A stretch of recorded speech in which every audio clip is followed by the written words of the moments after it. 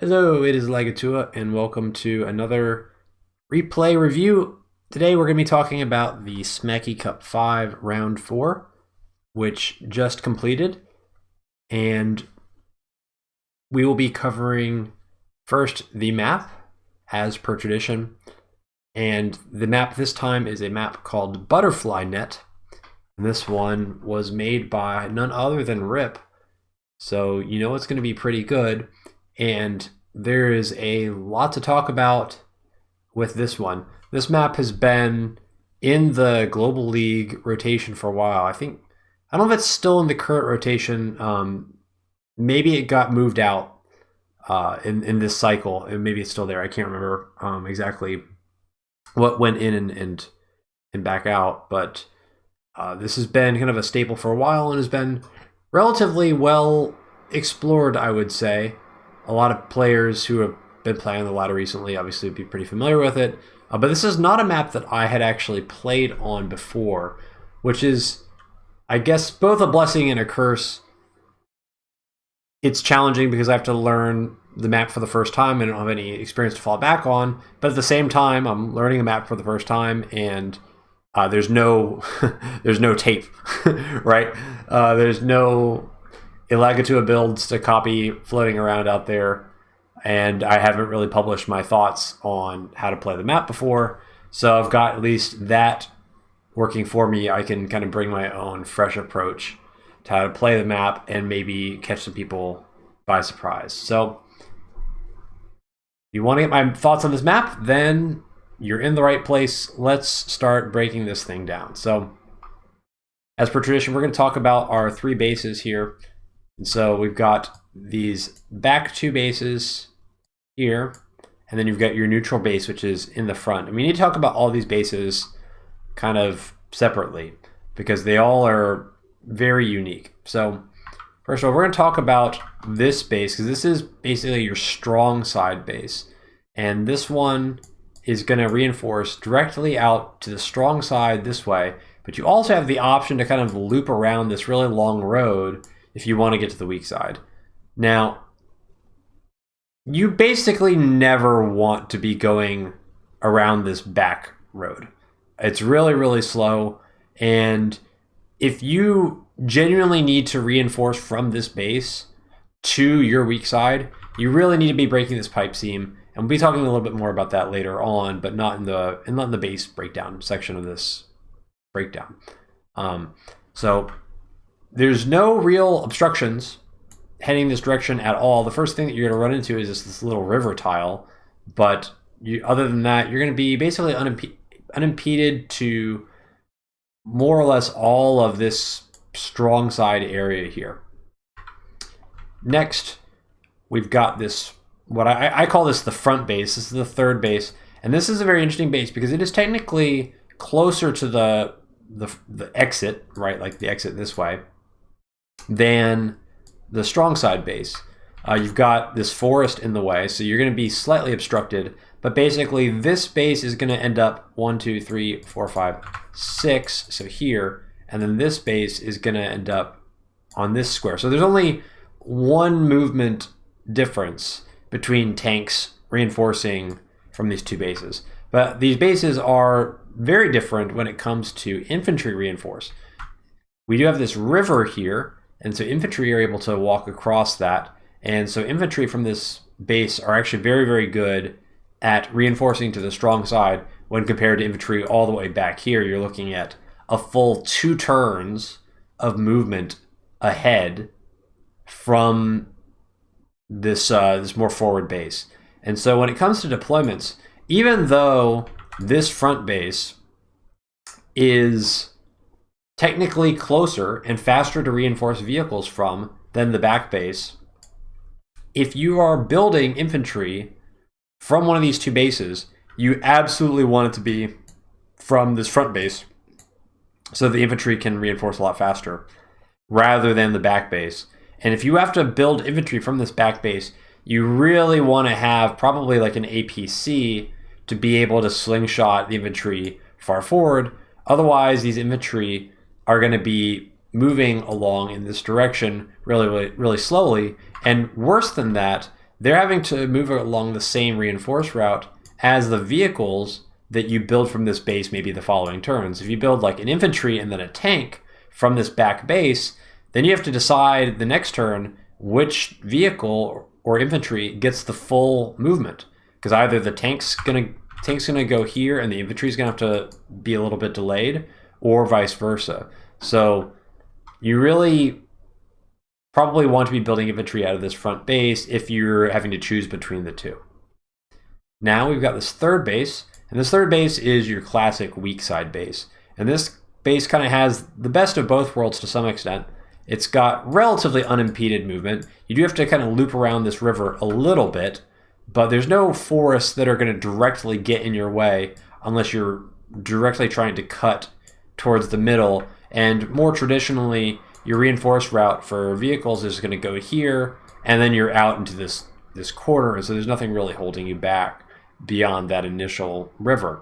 But because there is a river blocking this direction, that does mean that you get the benefit of infantry being able to kind of hop across here and get out to this row of properties a little bit more quickly than otherwise.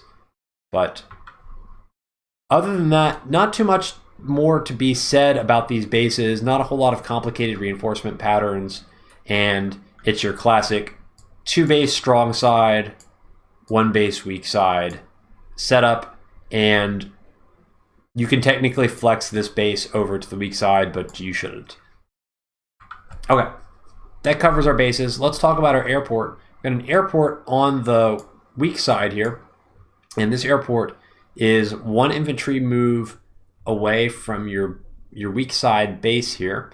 And whenever you have an airport that is this close to a base, something that you're going to want to think about is potential for T-copters, because you're going to be able to build a T-copter very, very early, because you can basically send your first infantry from the weak side to this airport and then have it captured and then move the infantry off very, very early on in your capture phase, and that can allow you to get a lot of efficiency with your T-copters very early on.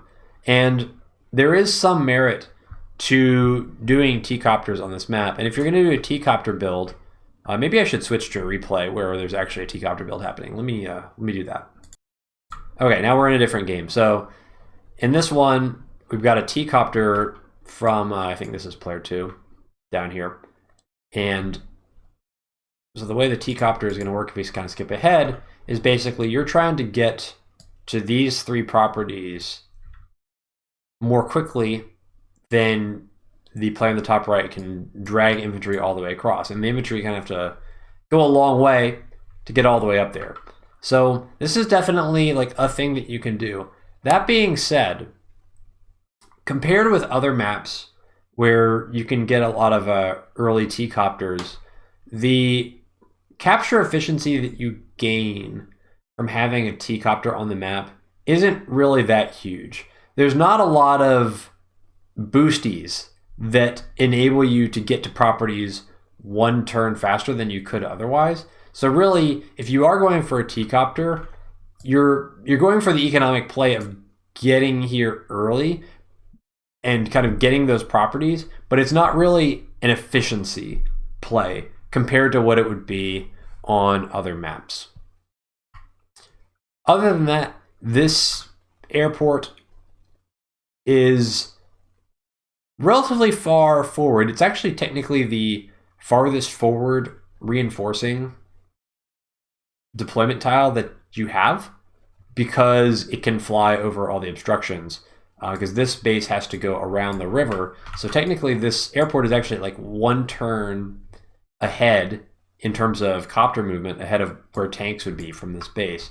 And that actually ends up being slightly relevant. So we're going to go count it out now, and we'll talk about it a little bit later, but we'll see the lines. So we got 1, 2, 3, 4, 5, 6, and then we got 1, 2, 3, 4, 5, 6. So you see this line here.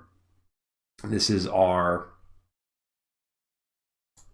2-move copter line, and you can start to see that this is adjacent to some cities out there, and that's going to be pretty important later on. So copters are definitely pretty relevant on this map, and unlike some of these maps where your airports are pretty far back and you're kind of sacrificing extra movement by building copters. Copters on this map going to be pretty important to your fighting composition because of the airport's positioning. Now let's talk about comm towers. We don't have any ports on this map, so we can just skip those. So we got 2 comm towers, one here and one here. This is a very, very traditional comm tower layout.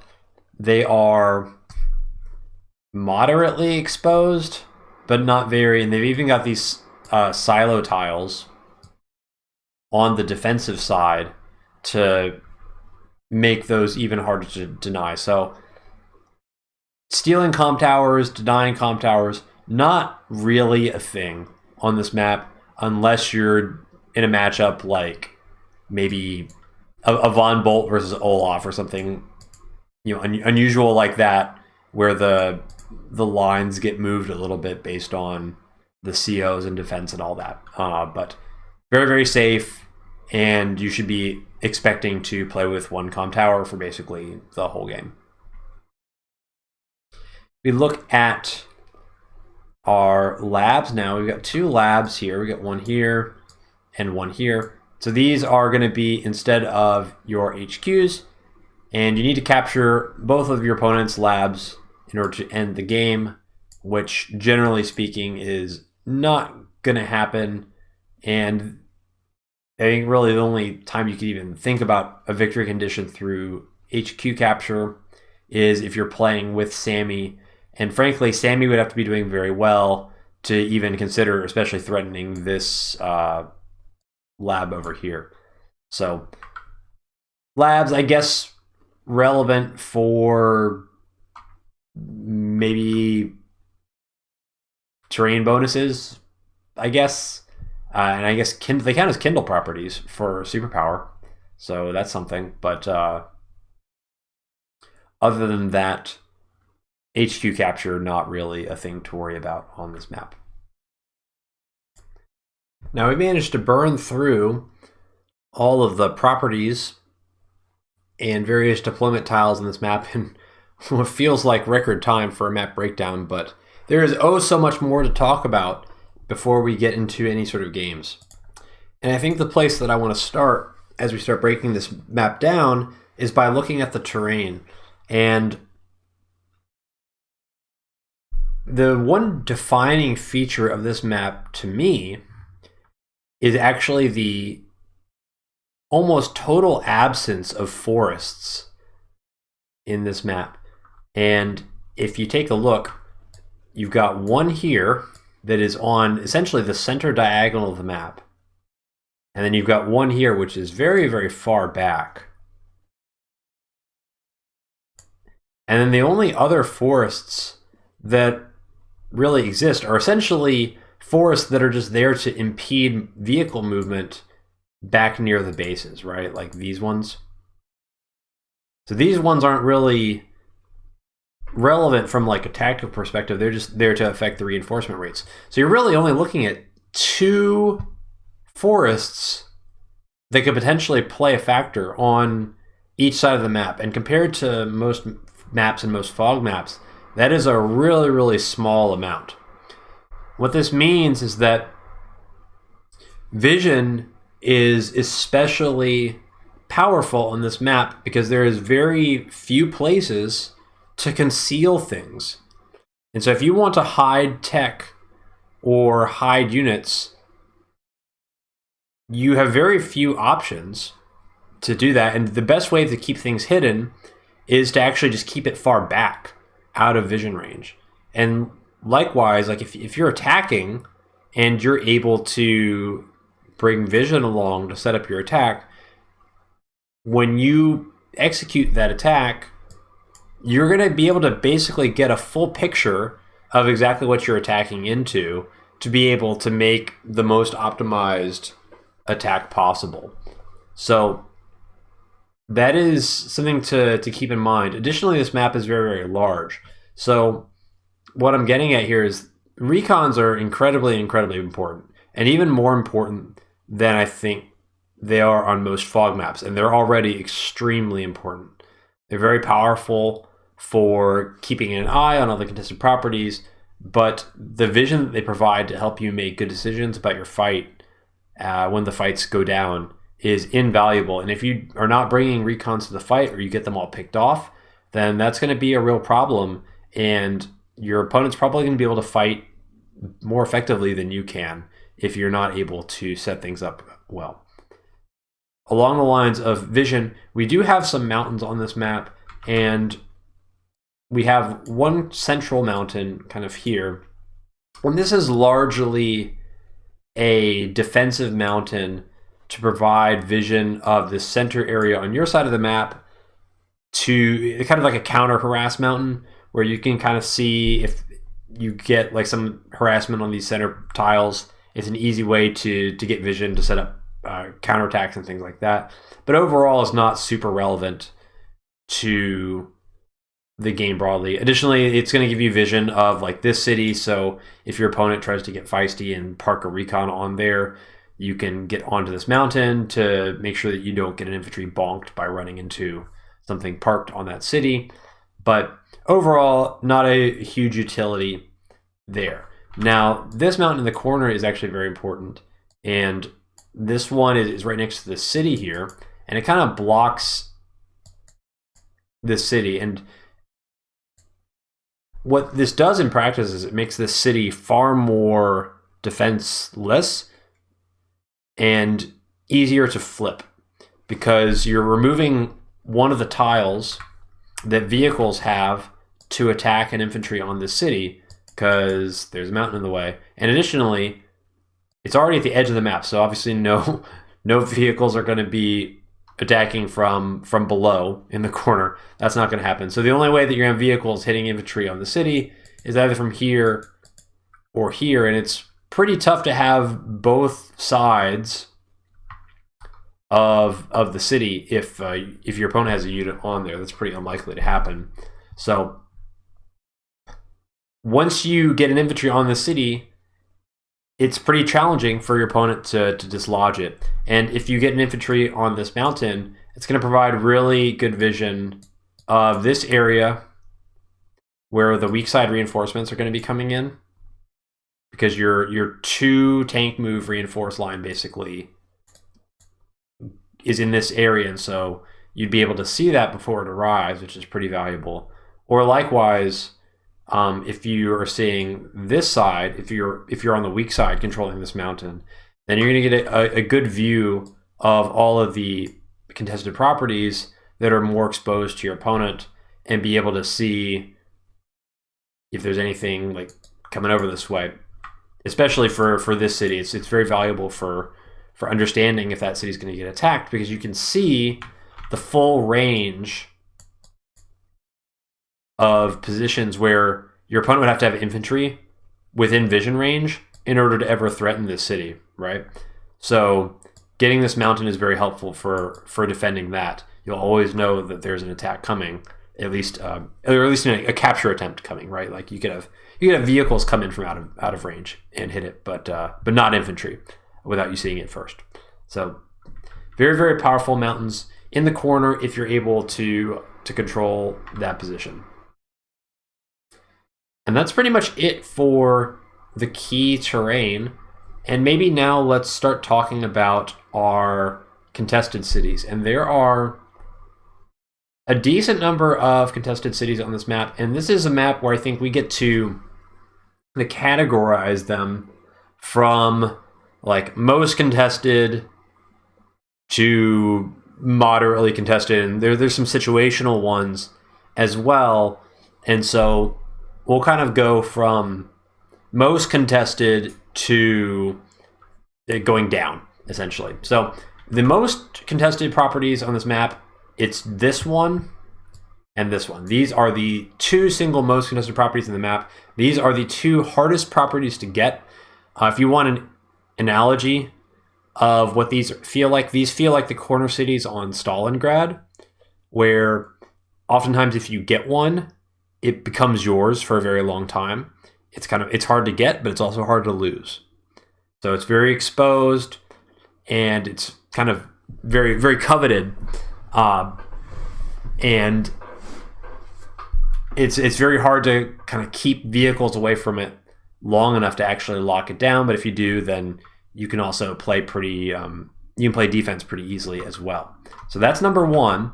And when we say contested cities, we're not necessarily saying that these are the cities most likely to flip.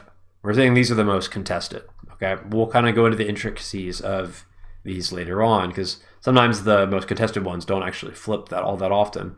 So now we're looking at these two. So I'd say these two are kind of in the same category of contested, and these up here, those 4 cities, these are the next set of most contested, and these ones flip. These are the cities that primarily are going to flip when control of these corners is won by a particular player.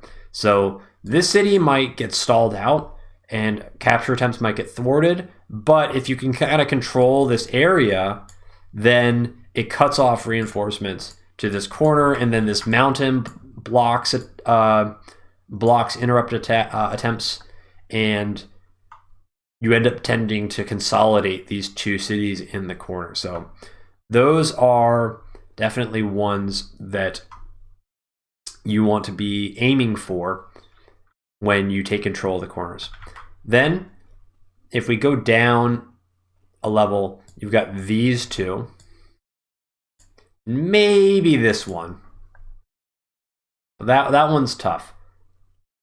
So we got this and this and this. And these cities, I would kind of group them together because they're basically the cities that can fall or flip when you have both players fully commit to one front and they're not the same front. So basically, you start a big race where both of you are committing everything to the other side and the opponent's committing like nothing to that side. And so you both just kind of roll over each other and are able to control like a lot of terrain, which is absolutely something that can happen on this map.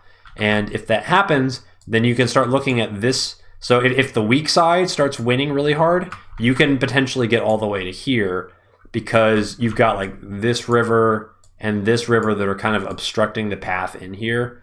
And so even though the reinforcement distance to this city is pretty small, it can get a little bit choky. And so that can add some defensive value to your capture attempts. So that one can flip. This one can also flip because if you're attacking into the weak side, oftentimes the weak side is going to end up getting infantry starved. And then this city actually is pretty far away from this base in terms of infantry reinforce. Not in terms of vehicle reinforce, but in terms of infantry reinforce. So you can definitely see this one flipping as well. And then likewise, this one is very centralized, and it's easier to get infantry there because you can get infantry from this base in that direction. But if there's a lot of tanks coming in from the weak side and this front ends up kind of getting totally wiped out, then it's not that far away, and you could even have infantry kind of coming in from here to put pressure on that. But unless there's like a really decisive imbalance in the forces present, that city's not really going to fall. So those are your major contested cities, but there's also a few other ones that I want to talk about, and it's really these 2 especially. These 2 in the center. And from a glance, you might think that these cities are actually really, really contested. And in practice, they're almost never contested. But they are deniable, at least in the early game. So you can't necessarily take them for granted. And this won't make sense unless you pay attention and do a little bit of math with me, and then you'll see why these cities are contestable but not, deniable but not really contestable in the long run. So if we look at our reinforces to these 2 bases, first from the weak side, we got 1, 2, 3, 4, 5, 6. 1, 2, 3, 4, 5, 6. So if you want to go to this city or this city, you're either going to be obstructed by this forest or by this forest. And that puts tank reinforcement to this city at 3 tank moves. So this is actually, even though it's like, you know, pretty solidly on one side of the map, it's still 3 tank moves to get here. So it's still kind of in the contested band.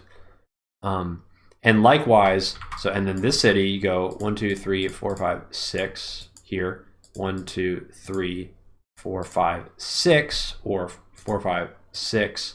So you can see that this one is also in 3 tank moves from your strong side bases. So both of these are kind of, it's not very easy to get vehicles there, and generally your vehicles are heading in this direction and in this direction, and the middle kind of often tends to be a little bit of a no man's land, because once you capture these properties, you know that it's kind of hard to get your opponent's ones, and so fighting tends to split towards the corners a lot more. But they are deniable, and it is relatively safe to kind of attack here as a surprise attack, because it is in that three movement band. But they are also very easily reinforced by infantry from this base, because you got 1 infantry move, 2 infantry move, and then they're both within 3 infantry moves of infantry built from this base. So that's why I say that they are deniable, but not really like flippable or contestable, stealable, whatever you want to describe it, because even though it's hard for vehicles to get there, it's actually very easy for infantry to get there.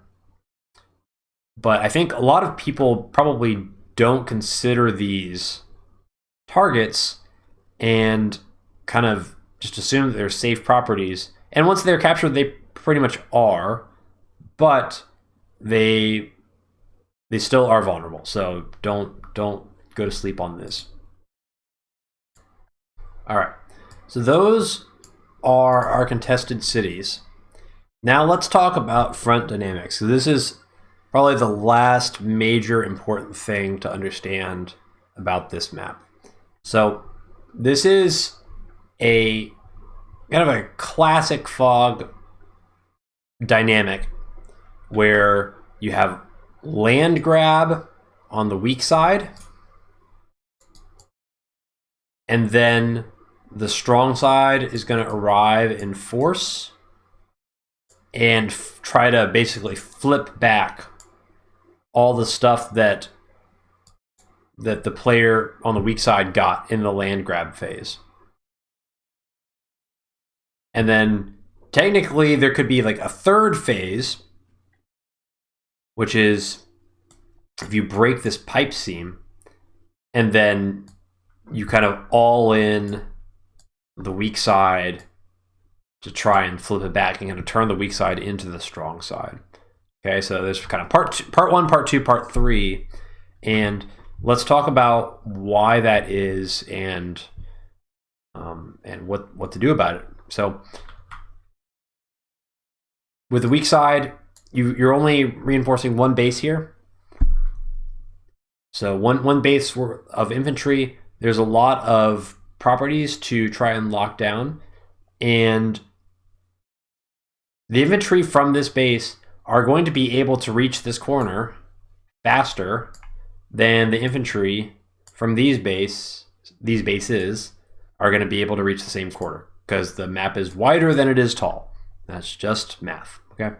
So because of this, and especially if you do like a T-copter build, T-copter builds are really focused on getting to these properties very, very fast, because all the units from these strong side bases have to travel so far to exert control over these corner properties. So that's what we mean by the land grab. However, eventually what is going to happen is that the infantry, especially for the infantry from this front base, and the starting infantry from about the first 3 or 4 turns, are slowly going to be making their way towards this side. and they've got to kind of get all these properties first. But eventually, all these properties are going to get captured by about day 10 or 11, and then there's going to be a bunch of infantry in this area right here. Okay, and when that happens,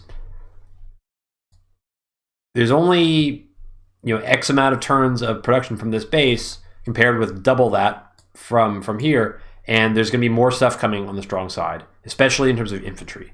So this is the base, kind of similar to Redemption World, if you've seen that video, where weak side infantry become very, very important, because once the fight starts happening here, you want to be reinforcing from vehicles from this base, vehicles and probably copters down here to fight, to defend this corner that you've probably taken as the weak side player.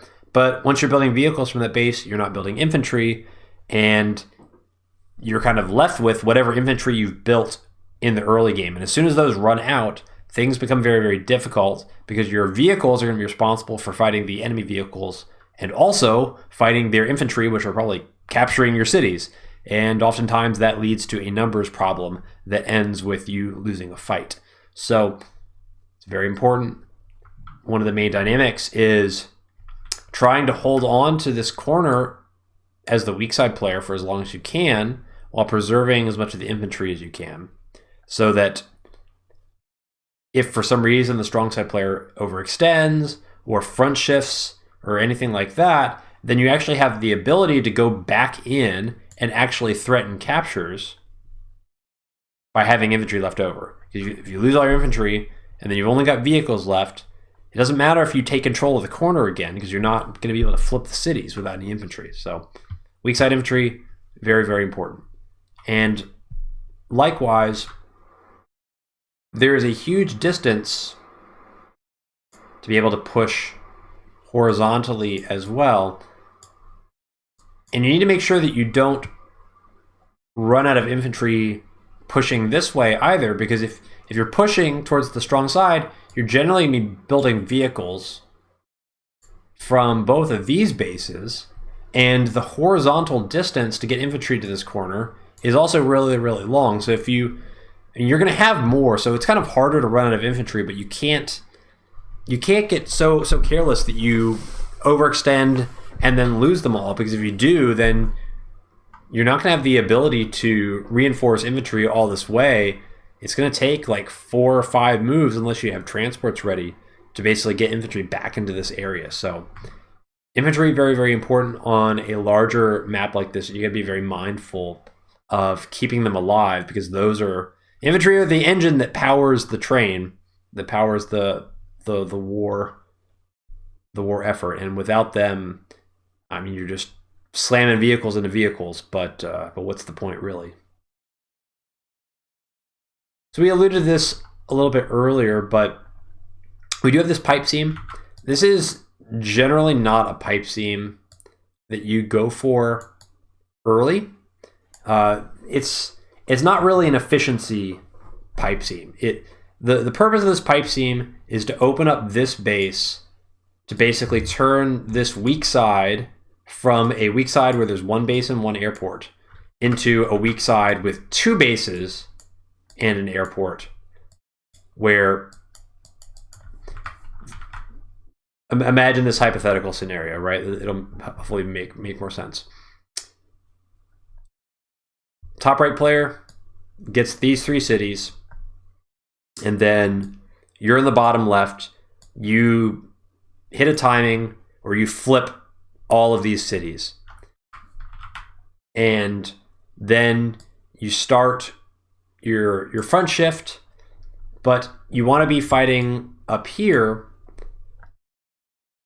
and try to overwhelm the opponent, who is also like focusing on this area, but you don't really have the reinforcements to do it, because you can't really overpower them with just the power of the 1 base plus the airport. So by breaking down the pipe seam, then you can basically turn this side into your new strong side, and then you're using this as your infantry base, which is pretty efficient, and then 2 vehicles and a copter. And this is a pretty high income map. I believe is half map 24K? Let me figure this out. Yes, it is 24K because we're staring at basically a half map situation right now. So 24K is on the upper end of income for a fog map. And at 24K, you are looking at copter, infantry, tank. So that's 3 or triple tank, double tank anti-air, neo tank, infantry. All of these are on the table. So having airport production plus 2 vehicles is absolutely a thing that you're going to potentially be having on this map. And so having this next base to basically pump out all power units to exert max pressure so that you can maybe win both corners is something that can help break out a stalled game. And the last thing that I'll talk about in this map breakdown is, I think, a very, very common mistake that I've seen in a lot of replays watching people play on this map. And the mistake is that you push over here and then you try to push too far into like this area and then you get wrecked. Or because sometimes you can commit really hard to a defense on the weak side, it's pretty defensible if you really commit to it. What can happen is you win a fight over here and then you try to push with everything, especially like into this city and this comm tower after you've taken the corner. And then what happens is you push in here and then you're overextended and you get smacked because these properties are not really contestable in practice. And then what happens is you get smacked here, you lose the fight, and then it pushes back to the corner. And then overextension again to here, and you get smacked, and then it pushes back to the corner, right? So I've seen a lot of games like that. What you want to be doing is you want to take the corner, and then the distance between these two corners is very, very large. So it's pretty hard to front shift. Like if you commit a bunch of vehicles down here, it's pretty hard to front shift and then like go to the other corner. That's pretty challenging. So in practice, what you need to do, and this is a pretty advanced concept for I think a lot of fog players, is instead of front shifting all of your units, which is going to take a long time, the way you need to front shift is in your allocation of resources between the deployment tiles, between the deployment, deployment tiles, between your bases. So once you need to kind of look into the future and see how things are going. Think, okay, in 1 or 2 turns, am I going to be dominant in this corner? If so, and when we say dominant, I mean like taking properties. Okay, like capturing and flipping properties. That's what we're talking about, not merely just having more stuff. If that's the case, then you need to start building more expensive stuff like vehicles from these 2 bases to start reinforcing in this other direction and building up there so that by the time everything is consolidated over here, you have stuff arriving in this area so you can be like, bam, win the tempo battle, and you may start to be weak over here, and that's fine, that's normal, but the goal here is eventually, if you play faster and more prescient, more forward thinking with your reinforcements, you're going to hit a point where you've got one corner and then you're pushing into the other corner faster than they can push into your corner. And as soon as you reach the point where you got maybe a corner and a half of properties, and then you're able to stall the corner that your opponent is attacking into, that is when you win. That is when you win, because then you're about 3 or 4K ahead, and then your opponent isn't strong enough to actually complete the flips of the properties, and then income snowball because there's so much contested income. So you don't win by taking these 2 properties. You win by taking a corner and a half. And the way you take a corner and a half is you take 1 corner and then you trade corners faster than your opponent, and a lot of that comes down to deploying the right stuff at the right times, because all of these corners are in that 3 tank move range. So whatever is arriving at the front is the stuff that you deployed 3 days ago. So you need to make sure you know what you need in 3 days worth time, because that's when it's actually going to arrive at the front. So planning ahead with your deployments, very, very important. This is not some really brawly 2 tank move reinforced to the frontline map like we saw Dragons of the Dark recently. That was a map like that. No, this is much larger and the reinforcements are slower. I like this type of map more, honestly, because it rewards you for planning ahead. So deployments, very, very important. All right, I think we've been talking about this map for long enough. Why don't we switch over to the game, and we'll talk about the opener theory as part of the game itself. We didn't even talk about COs at all for this map, but I think we can maybe spend a moment on that to introduce this match, because it's pretty relevant for the early game planning. So there's going to be a Kindle versus a Drake matchup, and tier 3 is something that I think we've seen a little bit less of since the changes to Kindle and Drake were made. Obviously, Drake copters got nerfed a lot, and that's probably the biggest argument against playing Drake on this map. The airport is pretty strong, and while there is a decent amount of income, the easiest way to utilize that extra income is by dumping it into copters, and that's not really something that Drake wants to do.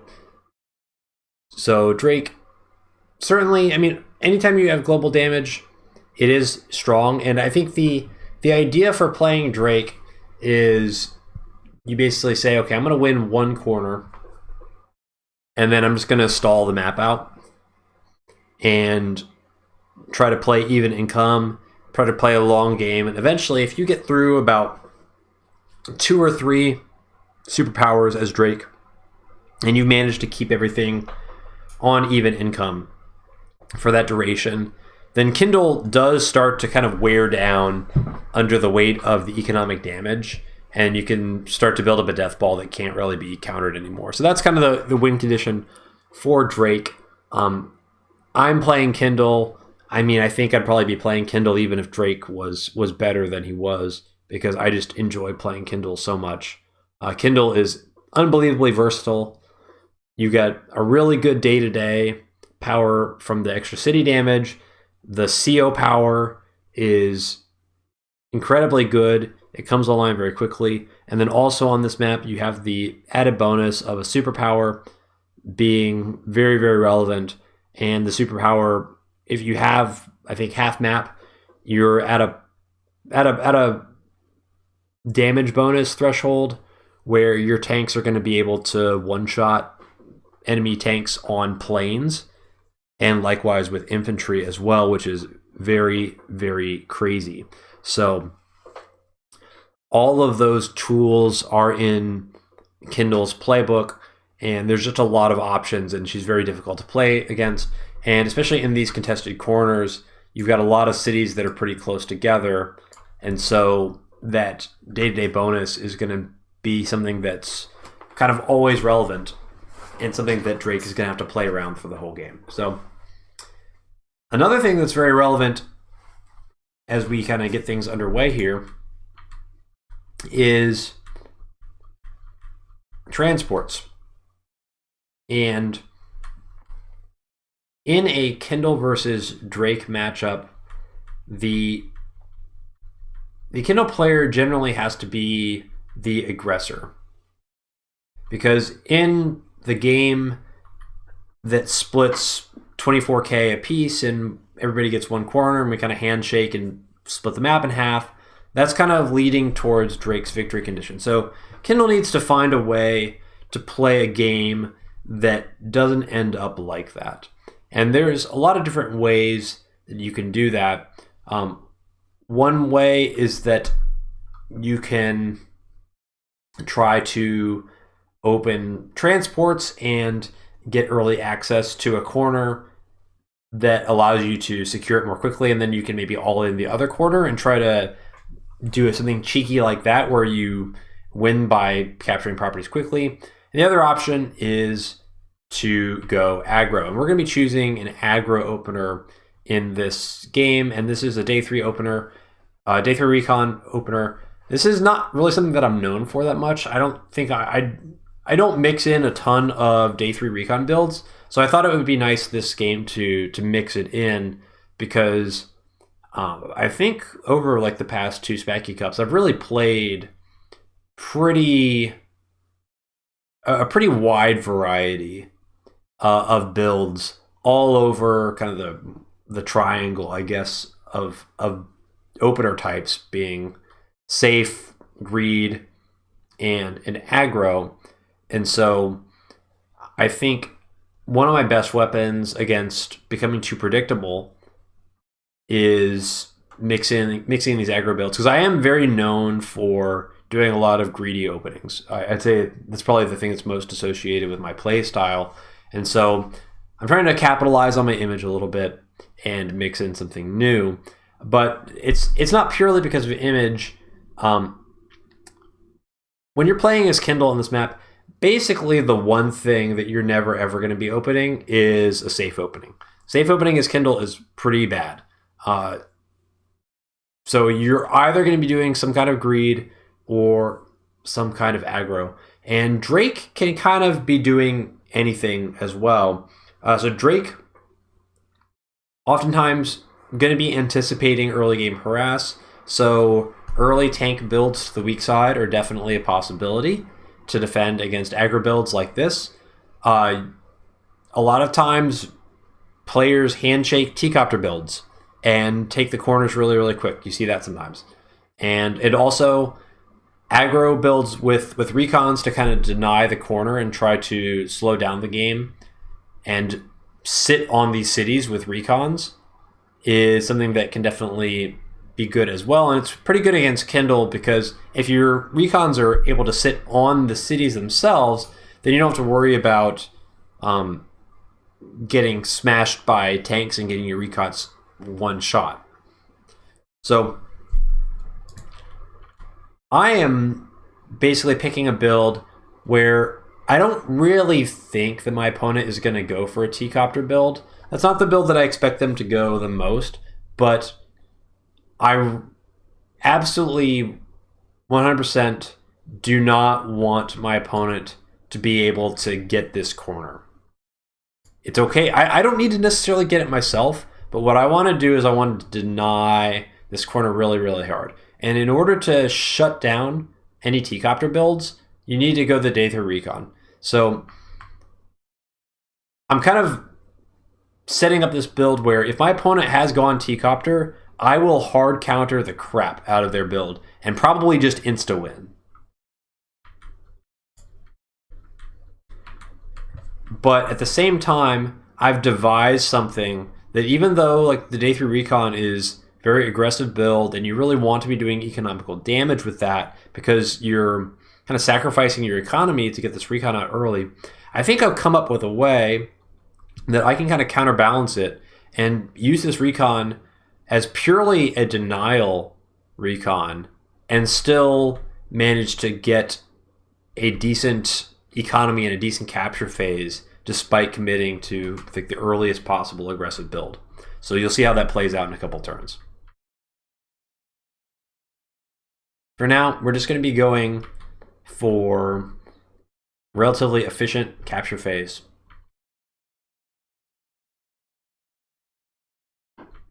And now it's our old friend, the aggro greed. That's right. We are going recon into APC, and I think maybe I'll pause for a moment before we move on any further and kind of outline my high-level plan for this game going into this. So I kind of had this mapped out in my mind going into the game, where we want to deny this corner here, and then we're gonna use the APC to be basically just an efficiency APC. We're not actually going to be rushing these properties. Like, that is something that you can do. You can actually open APC even without the recon, and just try to open or try to get infantry to these properties very, very quickly. I don't like doing that without the recon, because then if Drake opens t-copter, you kind of get wrecked, and it's not great.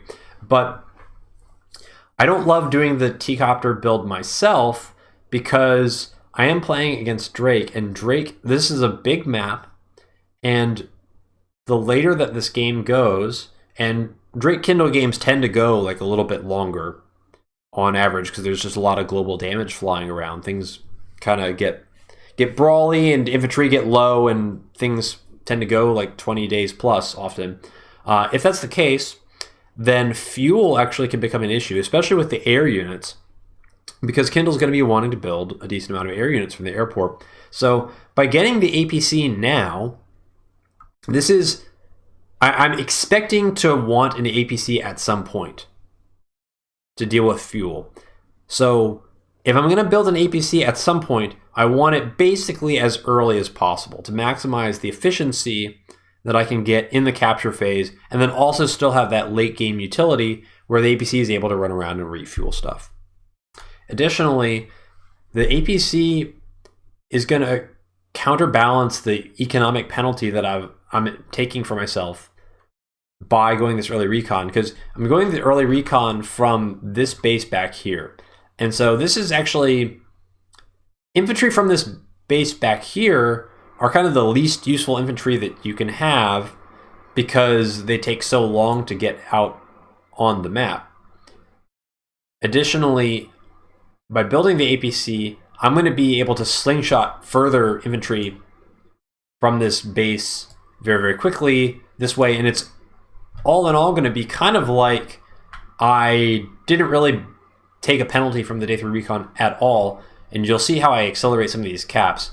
We talked about in the map breakdown how the t-copter doesn't really accelerate the caps that much, other than just being able to get to this corner quickly. The APC, however, does have some synergy in allowing units getting to cities one move quicker than they would otherwise, and we'll be calling that out as we do it.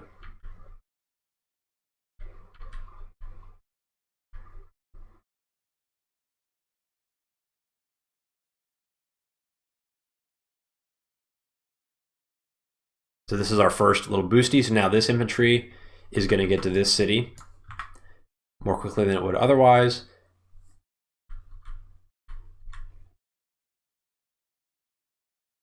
And now this infantry is ready. And normally this infantry would go this way, but actually I can send it into the APC to get all the way out here and start getting some of these captures. And this guy is going to be rushing to this city, not the contested cities. We're just going to be getting the safe city more quickly than we would otherwise. And the goal here is that this guy is going to be done with his caps in time that we can potentially contest any early captures of these really contested cities in like 3 or 4 turns. Additionally, we are going for a recon and an infantry. We are saving a bunch of money because we are going to be going for an early copter next turn. I'm pretty sure that nobody has done this build before, and that's always my favorite thing to do on maps that I've never played before, is showcase some build that is totally original to me, at least as far as I know. So this is not, I have not copied anything from anybody for this. And the idea behind the copter build is that this airport is the closest thing to the front lines possible. 1, 2, 3, 4, 5, 6. 1, 2, 3, 4, 5, 6. Can get adjacent to this city. And so the plan here is we've got a day 3 recon to slow down this corner. And then we've got a really early copter to slow down any early attempts of capturing this city. My hope is that my opponent will go for some sort of greedy capture on this city, and I'll be able to surprise him with a copter that he'll be totally unprepared to deal with, and I'll maybe be able to pick off a free infantry. And anti-air reinforcing to this side are pretty slow because they have to be built and then they have to move 3 turns before they're available to be in the fight. So by building this copter so early, I'm pretty confident that I'm gonna have 1 or 2 turns where if my opponent tries any aggressive captures, I'm gonna be able to shut it down. And ultimately the goal is nothing captured up here, nothing captured down here. I'm not saying I'm getting it myself, I'm just saying that you're not getting it either.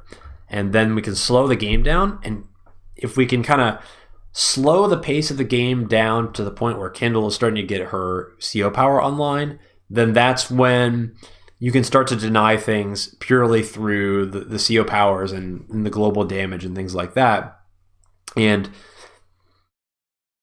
Kindle kind of wants the income to be a little bit lower as well, because if the powers come online slower, then you're playing more turns where Kindle has a day-to-day and Drake doesn't. So that's advantageous for Kindle. We're putting the recon here. Seems a little weird not to put it on the city, but this is specifically designed to counter any sort of T-copter build that might happen. And if you build a T-copter, the T-copter can go 1, 2, 3, 4, 5, 6 potentially, right? And then 1, 2, 3, 4, 5, 6. So the reason we don't put it on the city is because you could have a T-copter that goes here and unloads an infantry here. And if that's the case, then the recon here would not be able to see the infantry to be able to hit it. But the recon being here means that no matter where, if a T-copter comes, no matter where the T-copter goes, I'm going to be able to hit the infantry that pops out of the T-copter. And another potential place that you can pop the infantry off is onto this mountain. You put the T-copter here, put it on the mountain. But if that happens, then I get a city recon shot with Kindle onto the infantry as the mountain. So this is going to hard shut down any sort of T-copter build if that ends up being what happens. And if not, then he's just going to park on the city and hang out.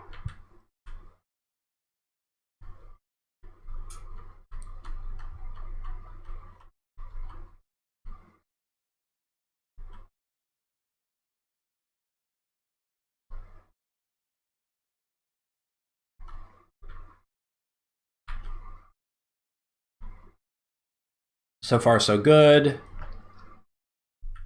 And this is a pretty crazy turn. We have a lot of captures going on this turn. We've got 12K income right now. We've got 1, 2, 3, 4, 5, 6, 7. Sorry, we have 10K income, and we got 7 properties being captured right now. So we're going to leapfrog from 10K to 17K a turn unless we get harassed here. And this is a little bit of a scary turn, and I kind of property skipped this city in order to get to these cities faster because my build is so, it's very vulnerable to being attacked. If you look at like my comp, so first of all, we see no T-copter. So that would have been the turn that the T-copter would show up if it was a T-copter opener for Drake. So we don't see the T-copter, so now it's like, okay, we've seen what we want to see, which is nothing. So now I want to get an idea of infantry timing if there's infantry showing up here, because that'll let me figure out, like, sometimes you can figure out whether vehicles have been made from the weak side base depending on what infantry show up where and with what fuel and things like that. So that's kind of the reasoning for putting him here. Additionally, in theory, I guess like a day 4 tank from this base could potentially be hitting my recon on this city next turn. So there's just no reason to get him popped He was looking for the T-copter build, didn't find it. We just move on from there. But moving back to my original point, you'll notice we have no tanks. And it's day 7 and we still have no tanks. So any recon that comes in and hits our infantry, we don't really have a good answer to deal with that. And so another reason why we're moving this guy back is we don't want to reveal to our opponent that we day 3 reconned. So if there's like a weak side recon coming from our opponent, we want it to be back a little bit. Specifically, like oftentimes if you build a recon from this base, the second turn move will end up on this lab.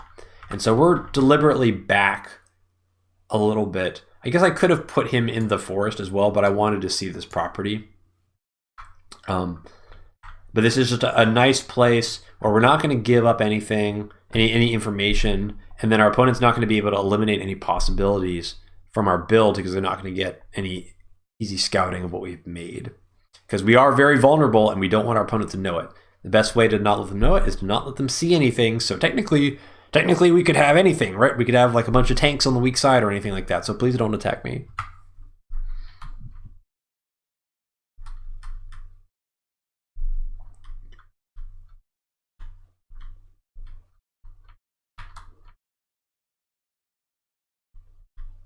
All right, this turn's a little fun. So nothing happened, which is great. We love to see that. And already we see some good infantry information here. And this is where the fuel shenanigans begin. This is a really key this is a key tidbit here. This guy's got 90 fuel, which means he's moved 9 squares. And so that's 1, 2, 3, 4, 5, 6, 7, 8, 9. That means he moved directly from the base to this tile, which means we can tell which turn this guy was made on. So he moved here day 7, which means he was here day 6, he was here day 5, and he was built day 4. It's a really important piece of information because the first day that Drake can make a tank is day 4. And we know now by seeing this infantry that there is no tank made on this weak side on day 4. And there's no tank made on that side on day 4, that probably means that there's vehicles made this direction. This means probably we're seeing some kind of aggro on the strong side. We haven't anything else to base this on, just off of what we've seen. Okay. But it's a pretty good piece of scouting. So that day 3 recon is telling us a lot, even though it's done no damage, but it's already like, once we start to get to like day 9, day 10, day 11, days like that, our next objective is figuring out where is our opponent's strong side. Because until you've ramped up to like 20 plus in income, 20K plus in income, you're pretty much picking a side, one or the other, to spend all your money on. Because you don't really have enough for 3 vehicles. You got enough for basically 2 or 1 plus a copter. So you kind of have to choose one side to send everything to. And it's very split up, right? Like you can't easily shift between like one side or the other.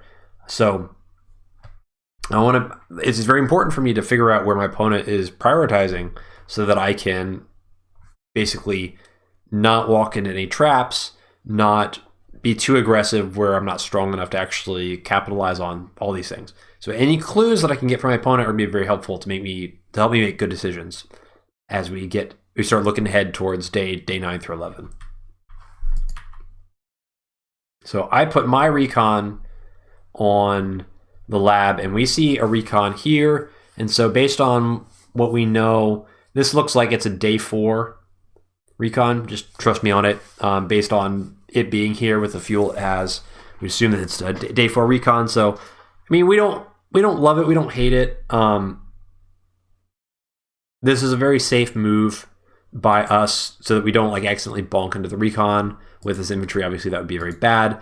But it's not great because this guy's on a city. We have nothing that is good against recons on cities. We have no tanks. You need tanks to get rid of recons on cities. we have a copter.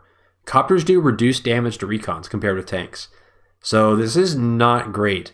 And the problem is, if our opponent is denying this corner, then our copter, we've got to hope that our opponent actually tries to capture the city. But if they're denying this corner, and then maybe it's like a day 5 tank here, and then they end up being strong here, then we're going to be in a difficult situation. Because if our opponent's strong up here, then we really need to win this side. But we have no way to actually like get the properties because we have nothing that will kill the recon. So it's not ideal. It's not terrible. It's way too early to be like kind of dooming over the situation. But anyway, we'll finish our captures and move the recon down. And if this recon does stick around, we will get a free pot shot off on the recon. We're happy to send a copter into a recon on a city. It's not a big deal. Now we're gonna go over here and deny this because we saw this infantry, so we're pretty confident there's no day 4. There's no day 4 tank based on this infantry existing. And now we come over here and we see this as well, and this guy is also very valuable to see as well because this guy's got 93 fuel, which means he's moved 6 squares, which means this guy was built 1 turn after this guy. So he moved here, and on day 7 he was here on day 6, and he was built on day 5. So now we know this guy built day 4 weak side, this guy built day 5 weak side. So there's no tanks on the weak side. At least none that are arriving this turn. Right? It's going to take three tank moves to threaten this recon. So this is very valuable information. So if there's no tanks, even no vehicles, right? No vehicles built here day 4, no vehicles built here day 5. There must be vehicles in this direction. There must be.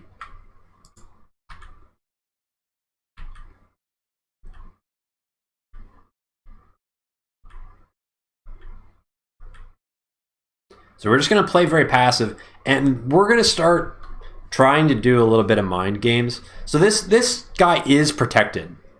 So if the recon comes and attacks this guy, the copter plus the recon is enough to kill a recon on planes. And this guy threatens capturing here, but in reality, my build is a greed build. Because I've got the APC. So I actually don't really want to be aggressively fighting because I've invested some money in a vehicle that doesn't shoot. I really just want to be capturing properties for the next 2 or 3 turns. And eventually my strength is going to be on this side probably because I'm going to have all these infantry further advanced than my opponent is expecting. But I'm putting this guy out there, bluffing that, hey, I've got tanks coming. I'm sending all this stuff down this way. You better be ready because I'm about to smash you and start contesting these properties. Which it's all lies. None of it is true. We are going to build a tank though.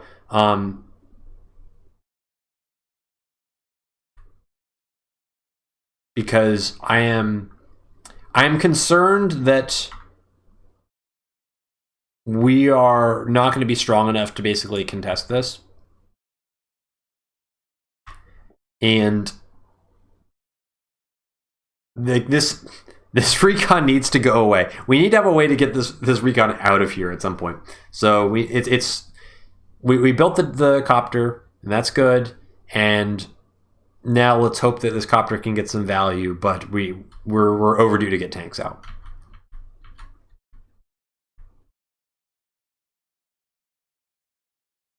So seize the recon. Recon moves down here, which is pretty much what you'd expect. And a tank just YOLOs his way up here. So this is the full 2-turn reinforce, so it's not like there's no possible way that this recon could have been hit. We knew that once we saw this other infantry down on this square, we knew that this recon was totally safe for this turn. But now this tank has shown up. So we're kind of tracking like what has been built from this base every single turn. And so it was like, okay, day 4 infantry, day 5 infantry, now day 6 tank.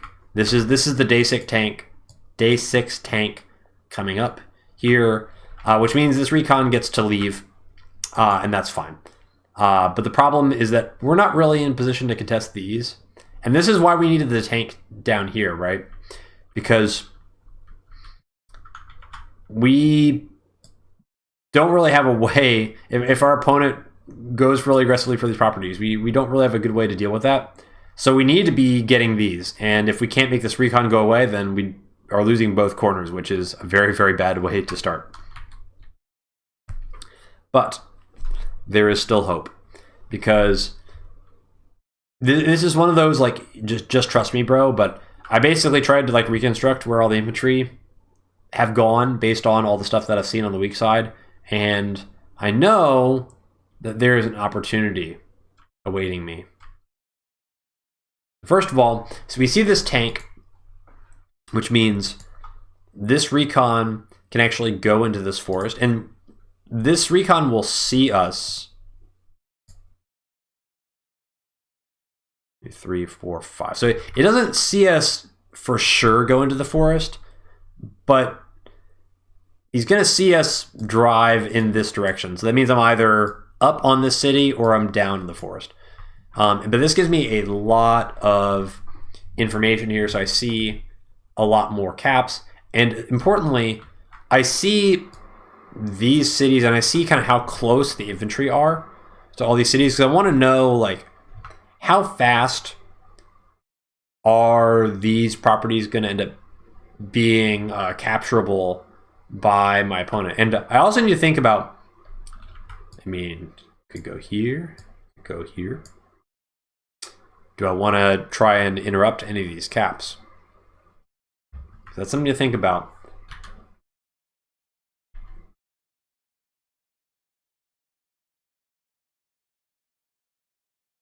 Let's finish doing our infantry moves.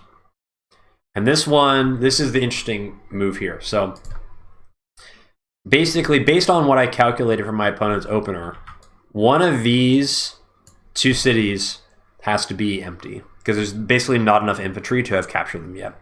And I think it's probably this one, but I'm not completely sure. So I want to go back here. So first of all, I need to run away from the tank, right? Like I can't contest the tank. So we just need to be leaving.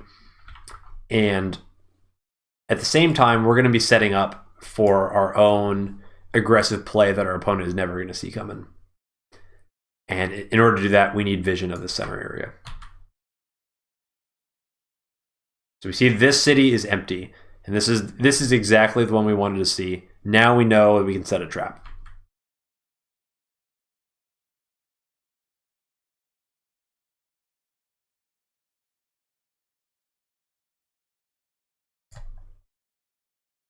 We're going to centralize the copter. Unfortunately, our opponent didn't have any sort of APC opener on the strong side that would have left an infantry there very, very early. So we're not going to get any free copter value by being able to access this property in 2 moves rather than 3. So it is what it is. But what we can do is we can find another property to try and get copter value. The challenge with this build is that the copter needs to get something done, because once we start getting to like day 10, we're starting to get into the portion of the game where there's definitely going to be an anti-air out. And when there's an anti-air out, for sure it's going to be sent on the strong side, because the copters reinforce more quickly down here. So if you're building an anti-air, you're obviously going to send it this way. So I've got a timer on this copter that is limiting my potential for it to do damage unopposed. So I need to make something happen. It would have been better if I had had a tank, because then I would have been able to deal with the recon more easily. But instead, this is what I've got, and I've got to find a way to make an attack somewhere where the recon or where the copter's not going to get killed and where I can do damage. And I think it's this city. I think I can launch a big surprise attack on this city, and this is three vehicle moves away, and we just saw the tank show up here. So next turn there should be no way that an anti-air has any chance of being in position to intercept my copter. Although if there is, and I'm wrong, the game basically immediately ends.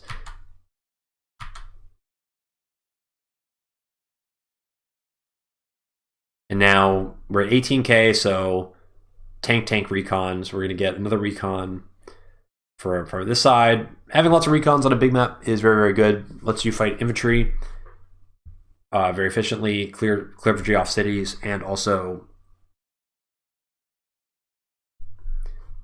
seeing stuff lets you make good decisions. This recon, it feels dangerous putting him in the forest. It's actually not risky, even though it feels risky. So it would take a tank and a recon to be able to clear this guy out of the forest. And it would also probably take this infantry moving here. So you got infantry here, and then let's say tank goes here. Recon probably has to go here in order to finish clearing off. Either here or here, right? One of these two. But if it's in one of these two, it's actually in range of the tank, which would lead to a recon trade. And additionally, if a tank is here, copter's covering the recon. So I would love it if he tried to clear the recon out of this forest, because that's going to lead to a really, really strong trade for me. So it's not only am I getting like really good vision, but I'm also kind of baiting. We don't see any vehicles back here, so this is a little bit spooky. And I'm wondering, like, okay, is there like a vehicle like just out of vision here, or like where is my opponent going to be committing to? Like, I kind of expected to see a tank somewhere in this area, and I didn't see one. So the infantry does come in here as we expected. That's perfect. That is exactly what we wanted.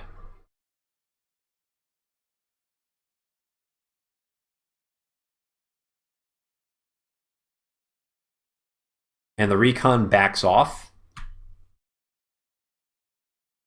So this posture kind of tells us what we need to know about where our opponent is prioritizing. So the fact that this guy backed off suggests that our opponent is trying to play really strong on this side and is trying to play defensive down here on the weak side. That's great to know, but turns out there's a third side, and it's the middle, and finally it is our time to spring the trap. This is actually a roll, by the way. This is a super scary roll because we don't have the comm tower yet. So one of the weaknesses of this play is just that I prioritized a bunch of city captures, and it delayed my comm tower by an extra turn. So this is actually like, I think it's like an 80% roll for a copter and infantry to clear the infantry off the city. But we do get it, so that is a relief. And now we've denied this for free. And importantly, this is going to play into phase 2 of the plan. This is actually something that I had in mind from the very beginning of the game. The APC, one of the other reasons for the APC is that we want all of this buildup to culminate in a really big attack on the strong side. And the goal here is you have a big attack, you clear out all the infantry, and you start fighting over here. And then what's going to happen when you force a fight on the weak side, it's difficult for Drake because normally you defend your weak side with copters, but Drake doesn't really want to do that because it's Drake copters, and Drake copters kind of suck. So if Drake has to defend the weak side with, 22, 23k income and one base, what do you think Drake's going to build? Well, if you said Neotank, then you are thinking the same way that I was thinking. So I'm thinking, okay, if I launch this big strong side attack, I can be very, very confident how Drake is going to react. It's going to be with some sort of Neotank from the weak side. Like, that's just the logical thing that you do. So I'm going to anticipate the Neotank, and I'm going to save up for an early bomber. And then ideally, like, we fight over here, and the Neotank reveals itself, and it blows up one of my tanks, and Drake's like, haha, I've got a Neotank, and then bomber smash, and the game ends. That's what I'm thinking is going to happen. That's still a few turns away, but that's where this thing is going. And this was always the plan from the very beginning. Early copter, transition into bomber, push really hard weak side. So we're really surprised, actually. This property was not captured, even though it could have been. We're really happy to see that, because we likely would have had to sack an infantry to interrupt that. We are going to not be able to interrupt this, but we don't really care, because this recon and this infantry can just kill the infantry here. And owning the property is actually not that important to me. Like, it's okay that he gets the city. Now that I've killed this infantry, I smell blood in the water. I'm like, okay, now we just bleed out all the infantry here. As soon as all the infantry are dead, then this corner is going to belong to us. It doesn't matter if he's captured the city first. It's going to be my city. So you start losing 1 or 2 or 3 infantry on this weak side, and it starts to get really, really difficult for Drake to get any further infantry up here, because where are you going to build it from? This base? You need this base for vehicles. So that's where this thing is going. And we end up, we capture this city. We don't really care if we get this city or not. We can't hold this city. The infantry push from this base is going to be too strong for us to realistically hold this. This is mostly just to prevent the possibility of an anti-air coming from like this direction, which I think is impossible, and getting on the city, which would be really bad.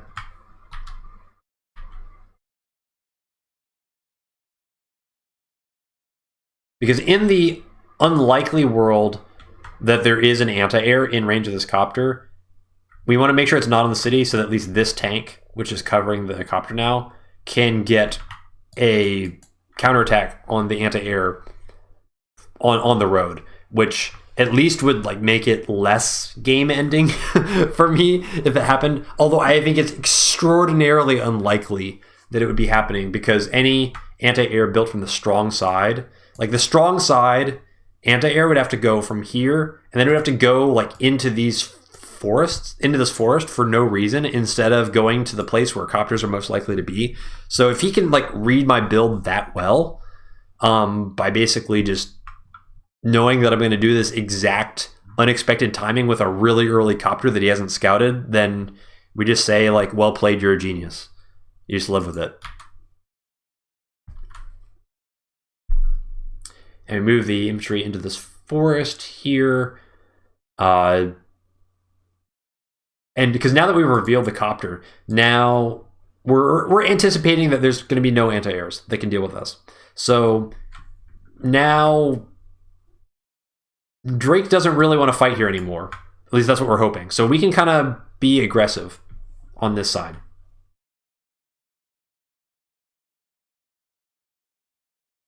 And now this is the value of the APC. This APC has constantly been boosting infantry.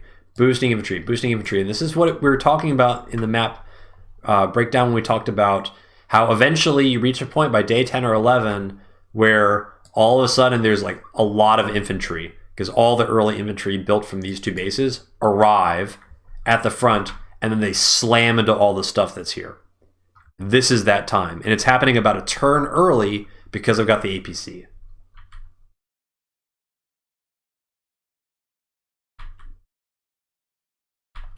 And now we've kind of revealed our hand, right? So now we've kind of done great on this weak side because our opponent has not started captures of any of these properties.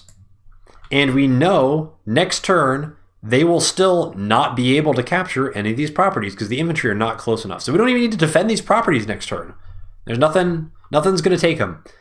We have done a great job and kept these neutral the whole time, and actually everything's going strong side. And now we're just going to do our best that we can on the weak side to slow things down and stall while committing as little as possible. But we don't need to pretend like we're strong here anymore because we're not strong and our opponent knows we're not strong. So we run away. And we just stay in tank range, so tank covers all this stuff. Now we build an anti-air. Drake copters are not that scary, but you still do need to mix in some anti-air.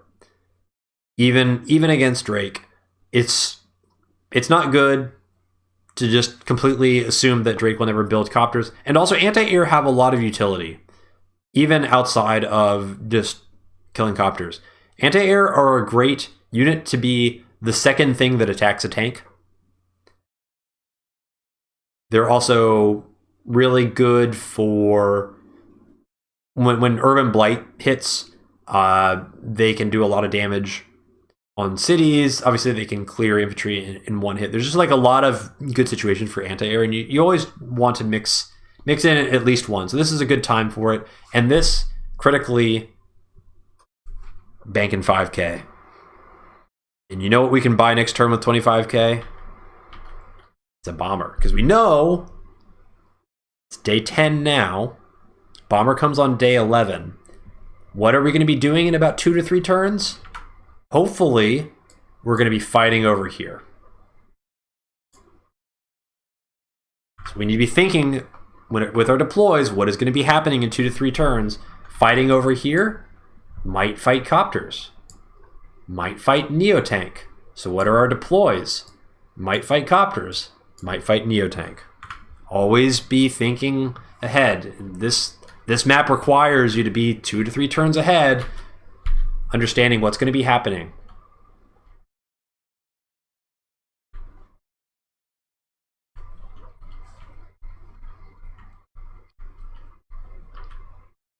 That's kind of weird. Infantry just like shows up here. Like he didn't even bonk here. He just decided to come hang out next to the city. Not attack, just saying hi. And tank retreats. And that's it. So now what? Free city, right? Like we can take this city. But that's actually not what we're going to do. We're going to do something a little bit strange here.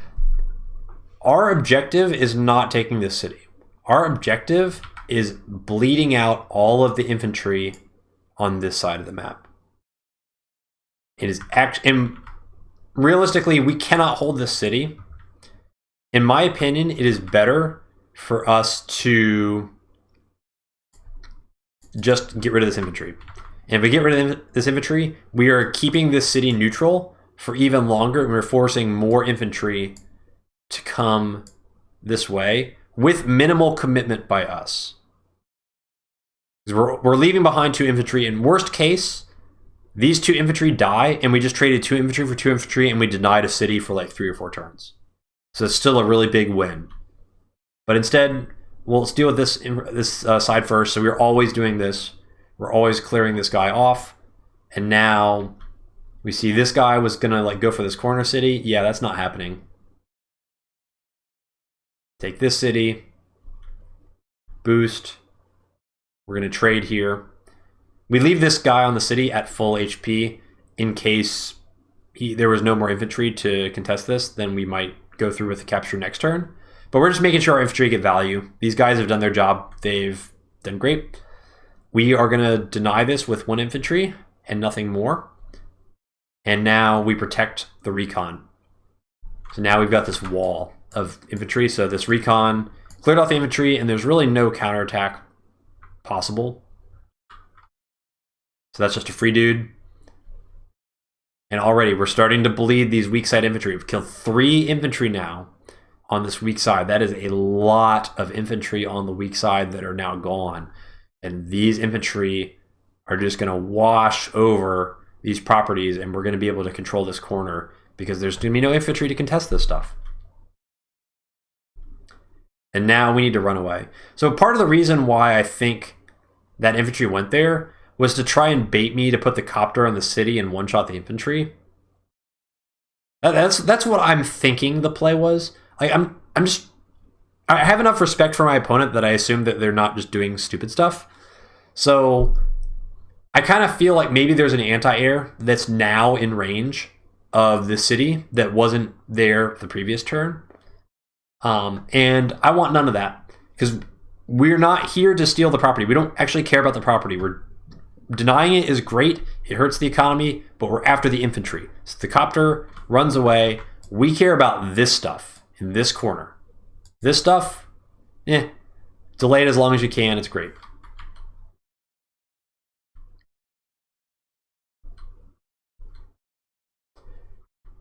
And now on the weak side,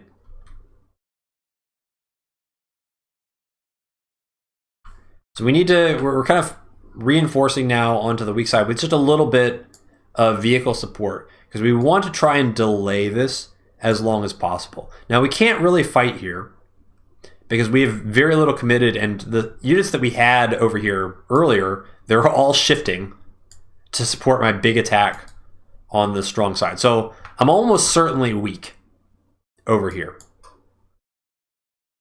So my objective now is we want to try and keep these neutral as long as possible while committing as few units and sacrificing as few of those precious weak side infantry as I can until probably 2 or 3 turns when I have built enough charge for Urban Blight. And if I get Urban Blight up, then I can deny these cities and delay them purely through the power of having the CO power up. So that's my hope, but one turn at a time. We definitely don't want to give up this city. This is the most contested city. We're not going to give this up for free. It's actually okay if we lose this infantry to delay this a turn. Like, I can live with that. And there's the bomber. So recon takes him out, no surprise there.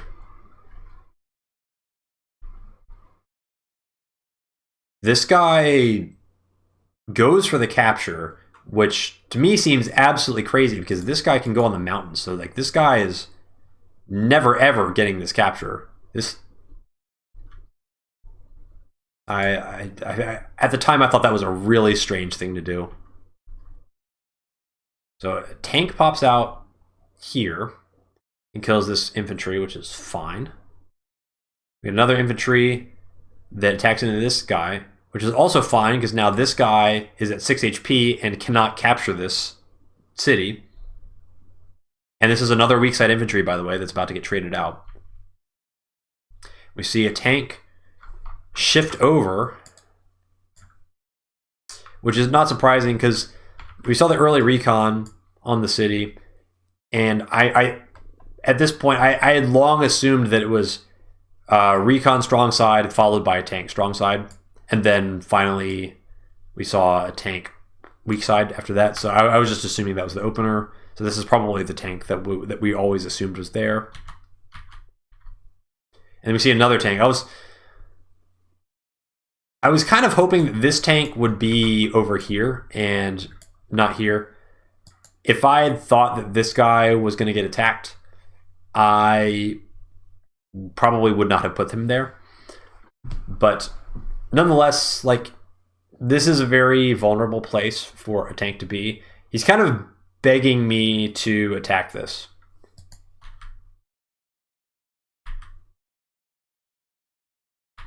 Okay. I felt really, really good about the board at the end of this turn. These are all the infantry on the weak side. Our opponent has committed every single weak side infantry to deny me. They're all going to die this turn. They're all gone. Every single last infantry is going to die on the weak side. And once that happens, I'm going to be able to cap all those cities and nothing's going to be able to stop me. That's really good. And this infantry even survives, which is awesome.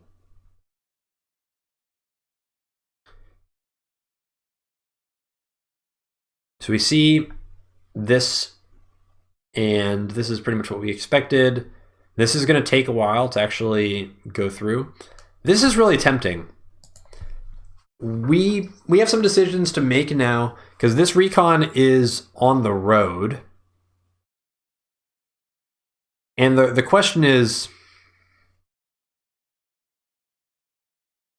do I try to pop it?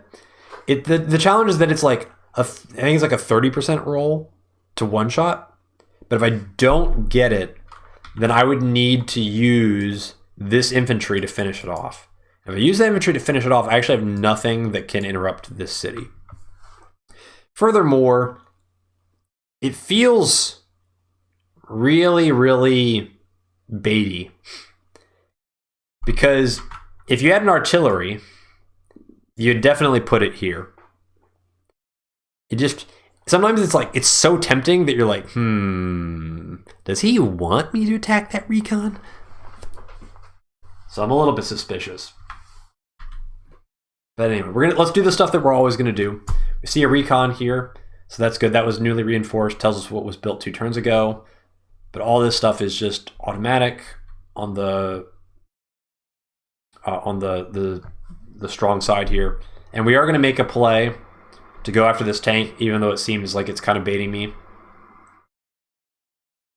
Because we're killing all of the infantry. We're killing all of the infantry. That's actually a guaranteed roll, by the way. It's not actually a roll. Because that infantry had chip from the 1 HP infantry. So that was guaranteed kill. So I'm just hoping that, okay, all the infantry are dead. I'm creating kind of this wall of beat up infantry where you're going to have to send vehicles to attack these 2 guys to get to the copter. You have to attack a tank on a city. This square is blocked, so you have to like do these 2, and then it's like how many tanks do you really have over here? Like one, it could just be these 2. If there's no anti-air in position to deal with this copter, the game basically just ends. So it's one of those weird situations where you don't even need to worry about that world. Because if we're in the world where there's no anti-air in position, then the game just is over, so who cares? So we actually just assume that there's an anti-air in position to attack this copter, and we are okay giving it up. Because I feel like there's, even if there's only like 1 or 2 tanks down here, this should be enough that we can't really be attacked. And if we do get attacked, we're still like, even if we get clobbered pretty hard, we're likely only going to end up about even. Because we got a tank basically for free. And whatever attacks this tank on the city is going to get counterattacked pretty hard if that ends up happening. So it's just difficult for me to imagine a situation where this fight goes like super, super badly. And the worse it goes, the more charge I'm going to get. And next turn, well, I'm either basically going to get a free tank or I'm going to get charged for a CO power. And then the charge for the CO power can help me down here. So there's just like a whole lot of good things that can happen. And so because of that, I'm actually not going to be going for the tank play here. I'm just going to send in an infantry again and delay this 1 more turn.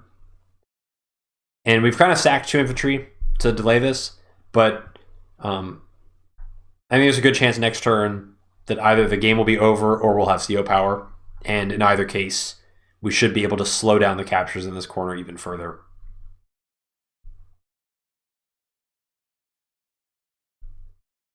So one thing I didn't talk about up to this point is Kindle CO power versus superpower. So Kindle superpower, obviously very, very good. Allows you to one-shot tanks if you have enough cities, and we'll be getting enough cities almost certainly. Setting up the superpower is pretty challenging though, because setting up the superpower requires you pretty much have to have the full 6 bars full by the beginning of your turn. And if you have 6 bars full by the beginning of your turn, it's kind of hard to do that and also not have given Drake the superpower. So in my mind, I almost treat this matchup as a mini. It's almost like playing Eagle in a sense, where you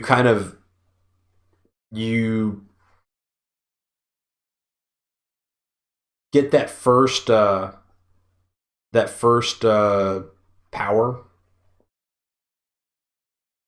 Let me rephrase this. Let me think about how I want to say this.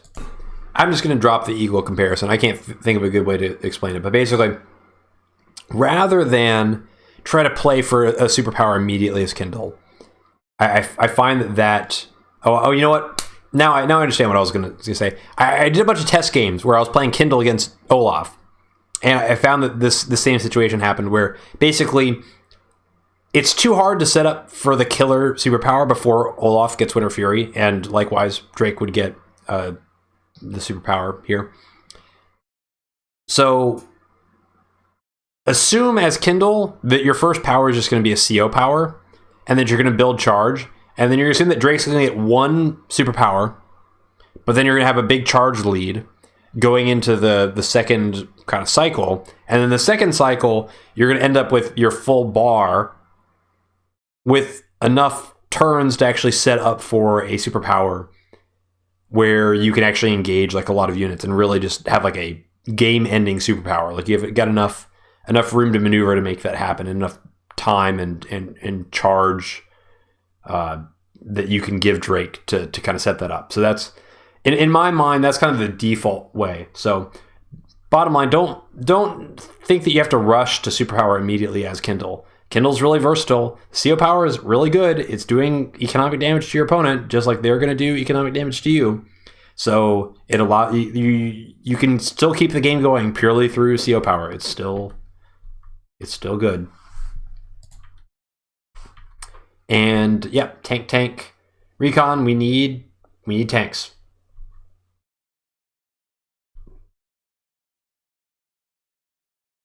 Okay, so an anti-air does show up, and if we look at that, this guy's got 36 fuel, so he's been running around a while. Kind of weird that he came up like from down here, but I assume that he got shifted over from the strong side somehow. And we see a Drake copter show up and a tank.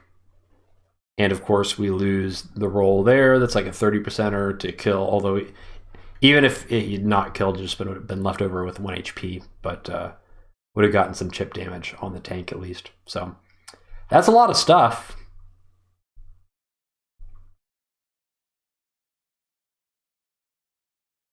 Love seeing the recon on this city though, because that means it's not getting capped next turn.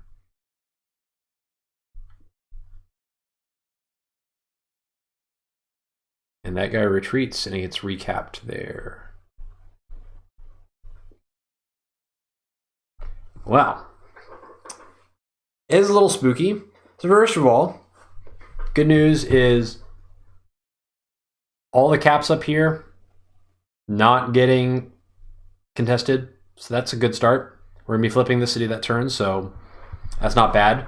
So despite how bad that fight went for us here, like we really got clobbered, a lot more than we expected, actually, to get clobbered there. Despite all that, we have a pretty good economic lead because this city's been denied and we've had that the whole time. And now this is going to put us up 3K, I think. Right? Yeah, 3K. Yeah, 3K. So we'll be going up 3K this turn. So that's a pretty substantial lead as Kindle. We just need to make sure that we don't get blown off the map. Good thing we made that anti-air a couple turns ago, because we knew fighting at the weak side, always a chance that you're going to be fighting into copters. So this was a really challenging turn to plan out. Obviously, we've got CO power up, and there's a lot of recons on cities, but it kind of also feels like bait. Like, it really feels like there's an artillery over here. Like, it feels like Drake wants us to use CO power because Drake knows that we see these recons. And then once this recon is down to 7, this tank will one-hit kill the recon. And it just feels like Drake wants that to happen. Because I think that Drake could have cleared off this infantry with an infantry instead of the recon. I don't know. I could be just paranoid. But anyway, no matter what, we're taking that city and we're trading into the copter because that's going to give us a lot of charge. So we always do that. And now, I guess we do that. And now what I want to do is I want to shift down here because this recon cannot attack anything over here. So I just want to move him somewhere safe. And actually, we see something very interesting here. We see an opportunity to do a surprise attack over here because it seems like he wants us to hit the recon. But there are other options available to us. What we could do is we could send this recon into this infantry and use this infantry that he's probably forgotten about and then kill this guy. And then this tank comes over and ends up on the city and kills this guy. And then we CO power potentially. And then we've got a CO powered tank on a city. And if we send this recon in here to attack this infantry and we don't like what we see, then we can always just abandon the plan. So let's see what we got here. I knew there was an artillery. I just knew it. Oh, somebody call an ambulance. But not for me.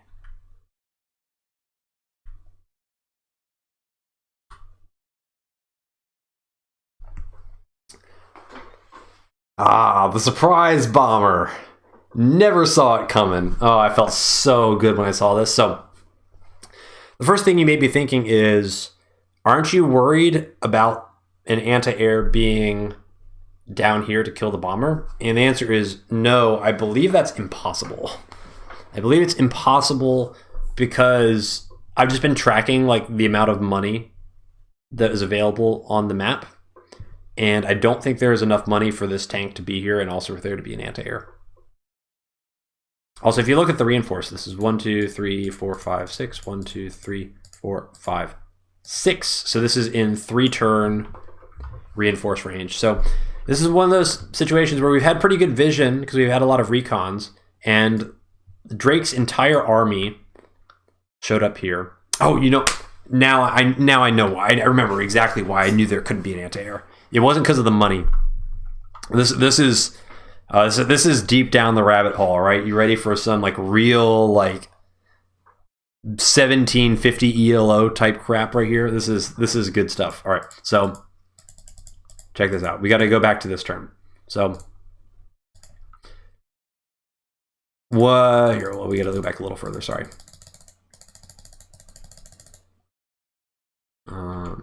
Yeah. So this guy, 58 fuel, was built from this base 2 turns ago.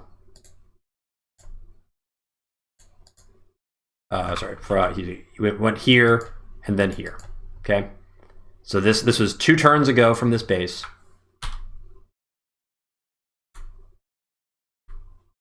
And the copter, 85 fuel. 1, 2, 3, 4, 5, 6. 1, 2, 3, 4, 5, 6. Also 2 turns ago from this airport. Okay, that is really, really important. So we know what our opponent built 2 turns ago. Basically, all their money was spent on the copter and the tank, right? Because we're still capping stuff. Like these corners have been uncapped, so we're still like in the 21k income range. So copter, tank, infantry is like 18k. Or maybe you could do copter, tank, recon, infantry or something like that, but definitely not copter, tank, anti-air, recon. And it's important because now we zoom back over to the next turn. Now, because those 2 guys revealed themselves, any vehicle joining this section of the fight would also have to have been built 2 turns ago. Or any vehicle arriving to this section of the map, this is the 3 tank move range, would basically be built as on the same turn that the tank and the copter were. I hope that makes sense.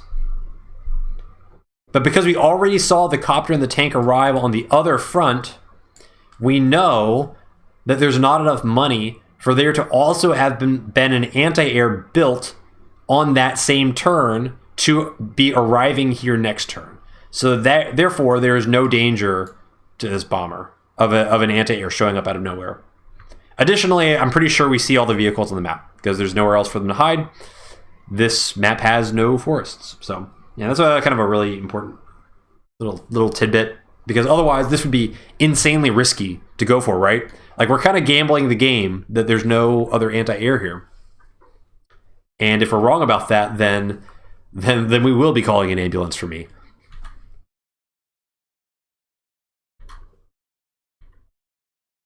So the fact that we got this artillery for free, now Drake is in absolute shambles. None of this matters anymore. None of this matters anymore because there's no infantry. So we're still getting this corner. And not only that, now Drake can absolutely not fight in this corner anymore at all. We are going to get both corners. And this is why it's so important that I kept these infantry alive. I didn't send them all in immediately to deny the cities.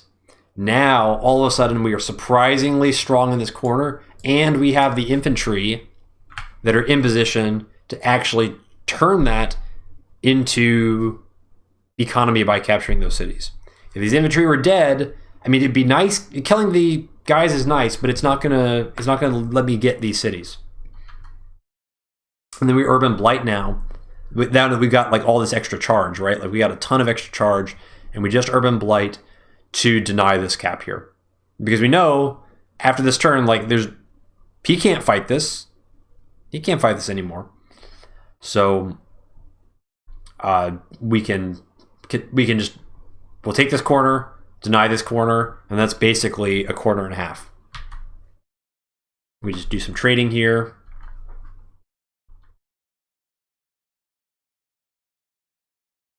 This guy can't really escape, unfortunately. So we're just going to use him to try and deny any capture of this city for a little bit longer if we can.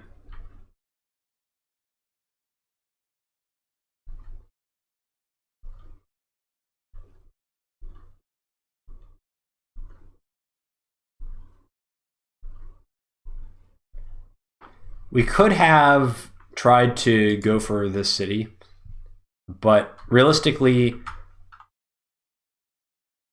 this would just be a suicidal infantry going for this. Drake is probably superpowering this turn. And if Drake is not superpowering this turn, then this recon could still interrupt this. But there's no way that I don't want to go for this capture if I'm not actually going to be able to complete it. And there's zero chance that I could ever complete it. So I might as well just let him chill on the mountain. Give me vision. No need to be stupid. So we lose the anti-air, which is not surprising. He was always going to get traded out. Nice extra defense on the city. Lets me chip this tank down a little bit. It's kind of nice. Oh, and urban blighting damaged this infantry on the city. So I forget exactly what turn we denied this on originally, but now it's day 13. It's still going to be 2 more days before Drake gets the city. So the economic advantage for me is starting to pile up pretty substantially, up 3K, and still going to be up 3K for a while more. This city might not go through. We'll see, but it's, we're going to be in that 3 to 4 income advantage range for a while to come now. And this infantry doing the Lord's work, just chipping down a bunch of infantry below 10, and it sucks when you don't have infantry.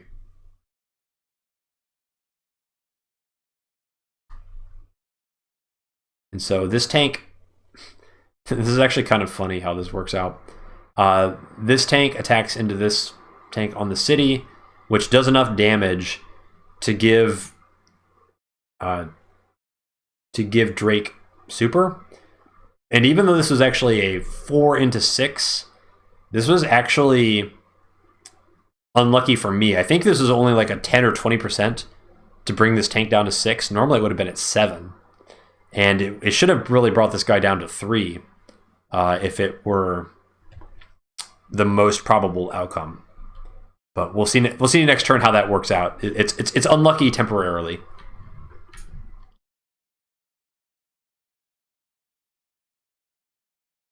All right, so Tsunami goes off. It is annoying because it takes out this city up here, but this is inevitable. And we don't finish off this tank, which is really obnoxious. And so what that forces us to do is to use this recon to finish it off. And we're kind of assuming that this recon is likely to get killed, but we know that all the tanks over here, we saw what they did last turn because they cleaned up the rest of my units. They're actually out of range. So the only things that could actually hit this recon would be tanks reinforcing in this direction. So we'll see if any tanks pop out of the darkness next turn. And also this recon is here to see, are there any anti-air coming in this direction? Because we want to know how long our bomber can just kind of run around and eat stuff on this side.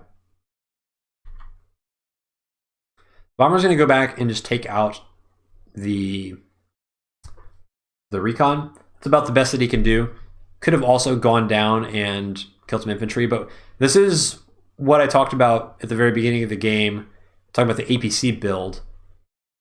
This bomber's down to 29 fuel. So we are going to need to refuel this guy before too long. And fortunately, we've already got the APC built.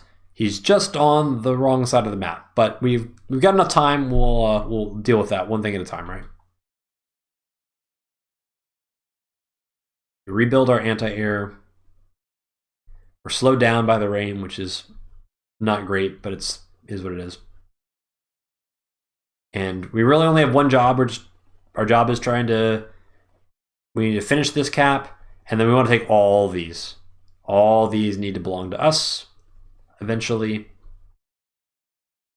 And we need to clear out of this area because our opponent is really strong over here. So we just want to be leaving.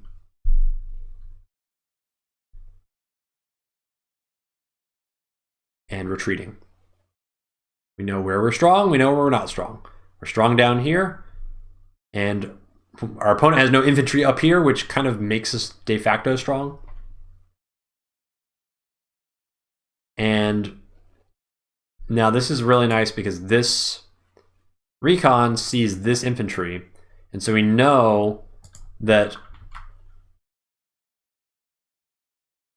basically the previous turn there was no vehicle built here because this is the infantry that was built there, which probably means that our opponent has been reinforcing this side and not this side. And also we know that there's no anti-air. So this bomber is just going to have a grand old time.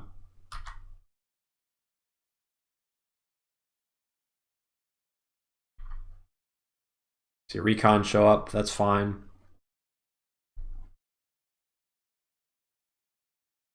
Goes for the cap on that city, which is a decision.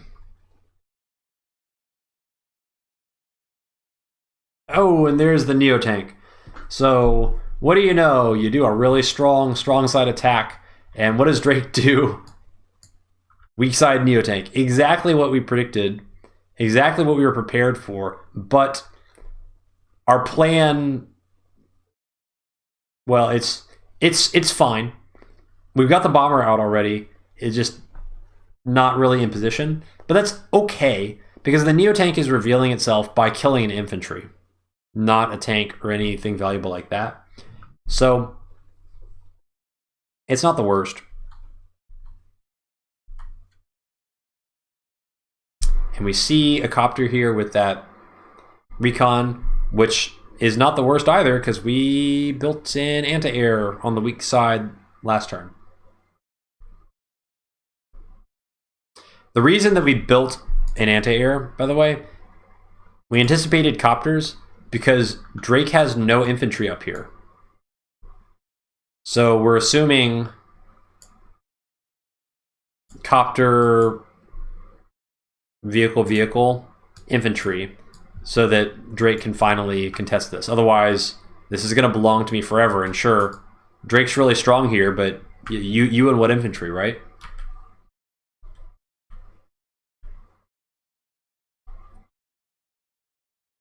So we do finally get this corner, and this bomber goes in, and you sneaky.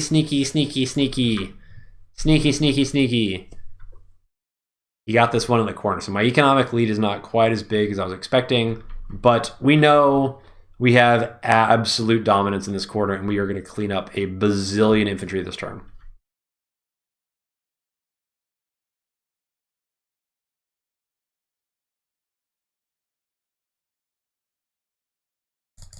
Part of the reason why this infantry being here is so frustrating is we wanted this guy to go in and start capturing the city this turn, but if there's an infantry on that tile, we actually can't do that. So we actually have to let him have this for a little bit longer. Anyway, but we clean up all his infantry, and this guy gets left behind, which is kind of funny. He's blocked in by all these vehicles, and it's just a total infantry massacre now on the strong side, in addition to the infantry massacre that already happened on the weak side. So unit count is becoming a huge thing, and we've got a charge lead, so we're going to have a pretty big window to potentially set up a really decisive superpower. That being said, we need to get the APC down to this bomber, down to 21 fuel, so we're kind of running out of time. And actually, this APC is low on fuel as well, too, so he's going to need to refuel, and I kind of don't want to put him on this city, because the Neo tank is here, and if my opponent got really frisky, they might try to kill the APC in this little area here. So that's not great. We need this APC to live, because if the APC dies, the bomber dies too, and that's not acceptable. So we're just going to move it into the forest, and then next turn we'll move it to here, and that basically guarantees that there's no way that the APC will end up dying.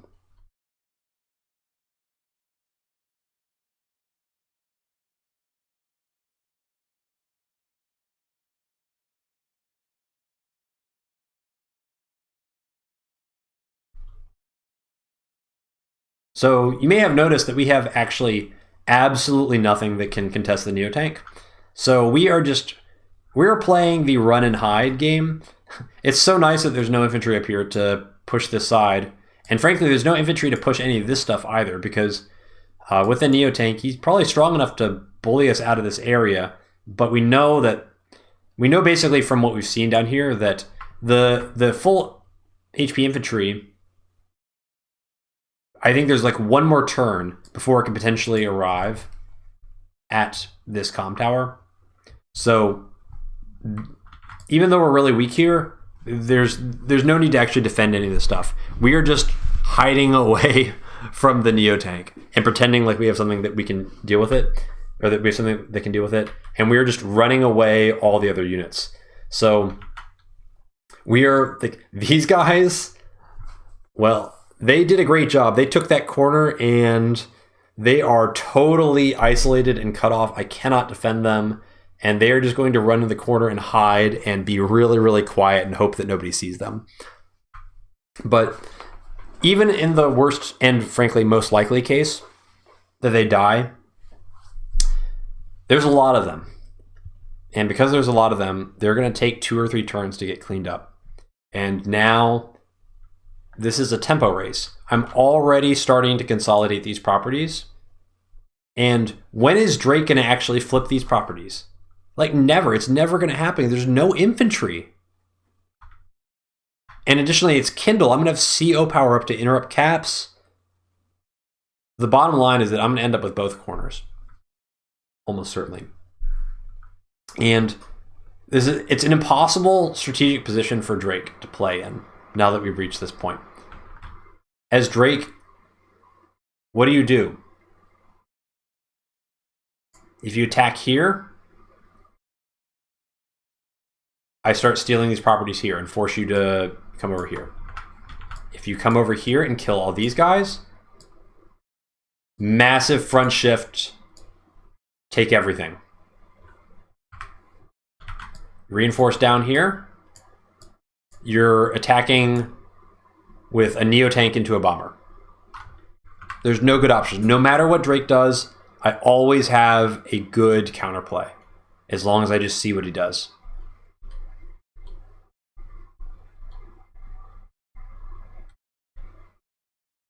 And so we see what was the most predictable outcome, which is these infantry in the corner start to get cleaned up, which is fine.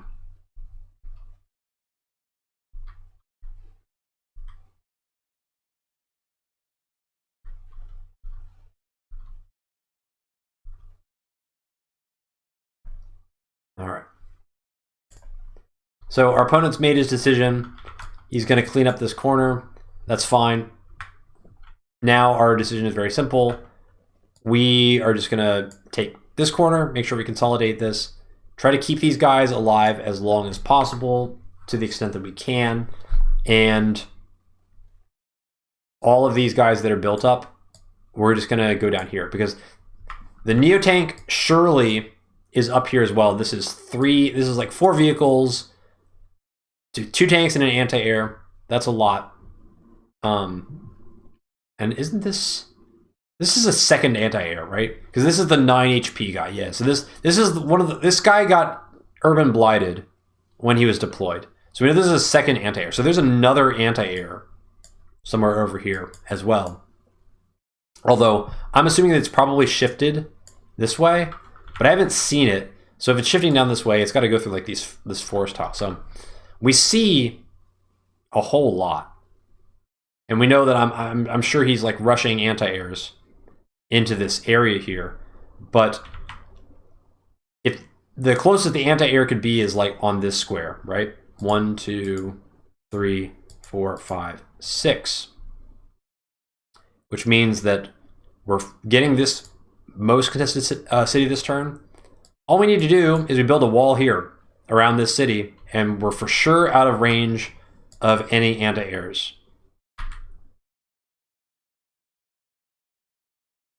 So we can't actually capture the city this turn, so we can use the recon to get some bonus damage. And we're going to join... Oh, okay. We'll join these guys so that we can actually capture this next turn, because we're trying to flip this corner as fast as possible. Repair.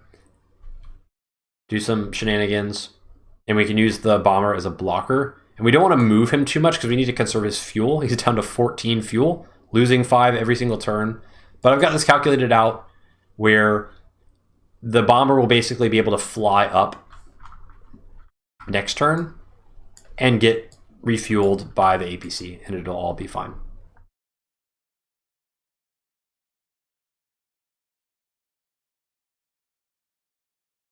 We're just checking to see if we see the Neo tank anywhere. Putting our guys on high defense terrain. Thinking like, okay, if there's an opportunity, we could think about going in. But mostly this is just posturing. Our goal is always to go down here, because even if this is technically overextending, well, it's not overextending, it's extending into 2-turn reinforced from these bases. We see so much over here that if we literally send everything here, we will always have more, even though we are getting closer to the reinforcements. All right. So yeah, the front shift begins. We're starting to get copters out now because we're up to 24K. And income, so this is the income point where we want to start really pushing the unit count. Heavily, the recon is like, whenever you're here to hide, it's not safe. Run all the way back.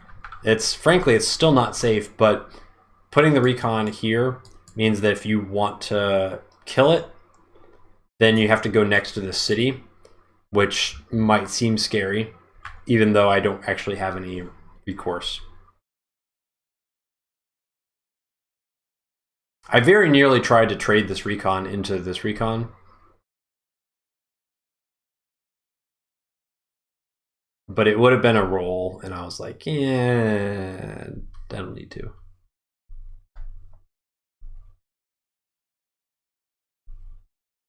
The Neo tank reveals itself, eats infantry.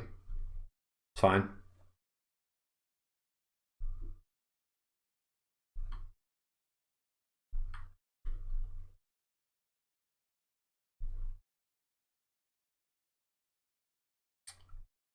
Oh boy.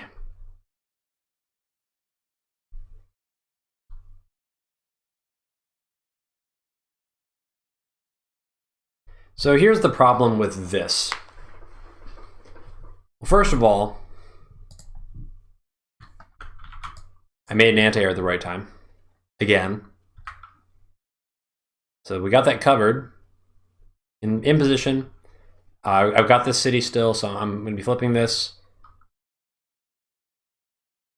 You can't show all of these vehicles up here and then expect this to be enough to fight me, because I'm bringing everything.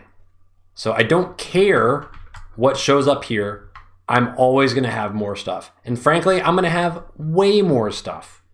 There's no reason for me to ever be scared of this. The only thing I need to be scared of is the fuel in this bomber. 9 fuel. But it's still enough.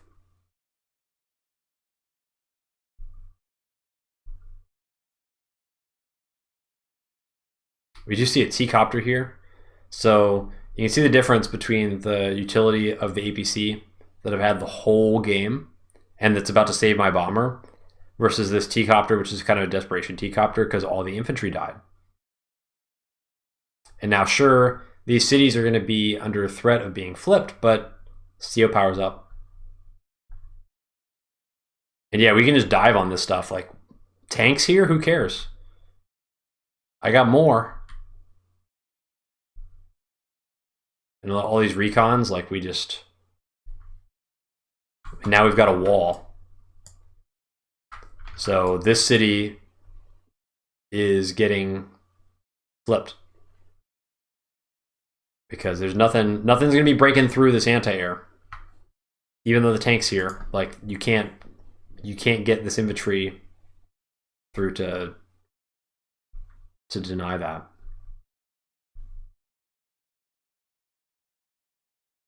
Move the bomber up. 2 fuel. It's fine. And now the bomber's ready to go again. Out of range of the anti-air. And I mean, the bomber doesn't have anything to be scared of. Like, look at all this stuff that is now collapsing. This is a lot of stuff. And this is not a lot of stuff. Even if all of Drake's income is directly reinforcing here, it's way too much because of what we see up here. So yeah, we're sending everything down here. And eventually, like, we can basically take this entire line of properties. This is not really like a traditional early. This is not like the first thing you do to press your advantage. This is, once you've already built like a pretty substantial advantage, you can kind of do whatever you want, and this is what we're doing. The recon shifts down there. Finally, this stuff is cleared up, but we have CO power, and he's gonna send in tanks to fight this, which is okay. You can't really fault any decisions because there are no winning decisions from Drake's perspective, and there haven't been for like the last 3 turns. So you can't really say like, oh, that's a bad play. Like there's no good plays. There are no good plays available. It's just playing out the end game. So obviously this is not going to be able to stop us. We are going to be destroying all this. We can even kind of feed away this tank. This tank surely will get eaten by a Neo tank next turn, but trades 1 for 1 in unit count, and we've got the extra money, so it's just nice to deny vision. And we see another anti-air down here, but we don't need to be scared of any anti-airs because we have a wall of tanks that are going to be between us and all the things that the anti-air wants to shoot. Urban Blight now. We're maximizing the charge that we can get, but we just annihilated all the units over here. They're all gone. And now we can start capturing this city. So sure, we may lose these cities, but by the time we lose these cities, we're starting to get these kind of secondary objectives over here. We just wall with the APC just to be safe in case there is like an anti-air over here, although that's kind of unimaginable. Frankly, I probably should have done this with the recon earlier so that I could have done something more productive with the APC instead of walling for something that didn't need to be walled. I guess maybe there could have been, an anti-air in the forest. So I guess I did need to wall that. I didn't think about that in my explanation. I thought about it in the game. I was like, I definitely need to wall this somehow.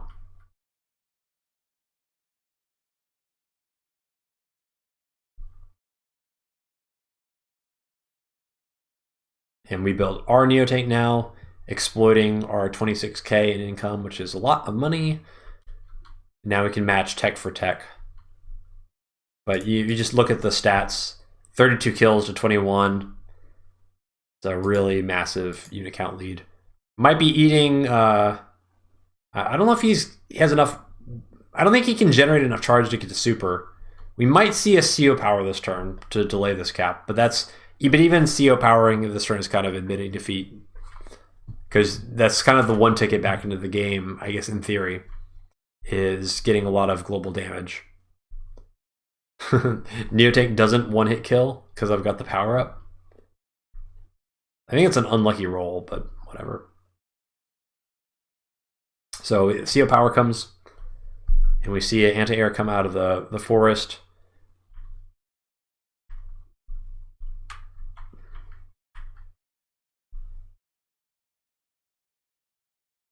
This is obviously not going to be enough to scare me off.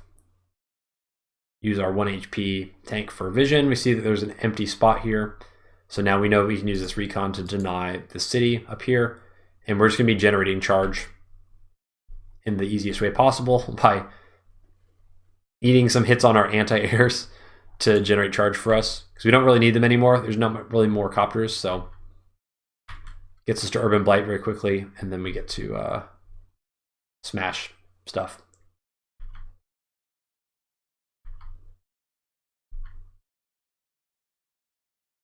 Both anti-airs obviously going to be going down. We're starting to see the bases.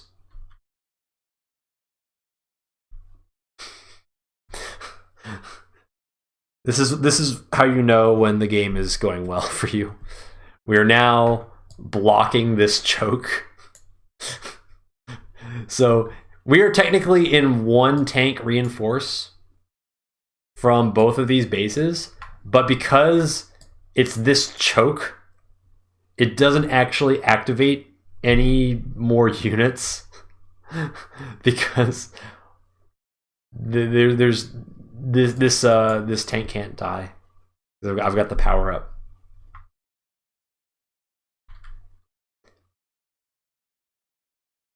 The only downside is, so we do a little join cap here so that we can threaten the comm tower next turn, but the CO power does slow down our caps a decent amount, but I mean, what is ever going to kill this bomber?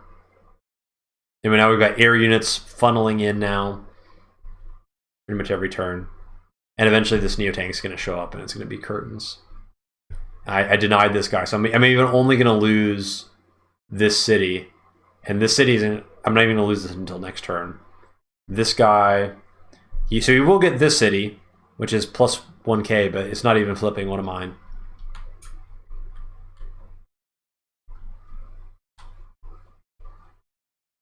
So we lose a copter, it's fine. But Neotank into city, a second Neotank. I forgot to mention this. We actually knew that there was probably going to be a second Neotank because we saw two infantries coming from these two bases. Like basically that we knew were built on the same turn. So obviously, if there's two infantries built from those bases, it's probably a Neotank from the last one that we don't see. See anti-air going to the trees, but we've got a bomber. So this flips this city, and we can just fight. That's all. A little bit unlucky not to get the kill on the Neotank with the recon. Sounds strange to say, but I didn't even bother calculating out the exact odds, but I think it was at worst a coin flip for me.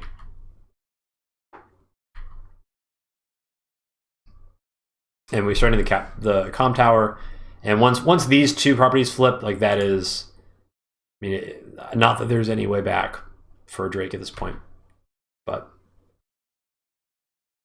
we're just gonna do some join caps because, I mean, we're gonna get CO powered to delay this another turn for sure. So might as well just minimize the efficiency of that.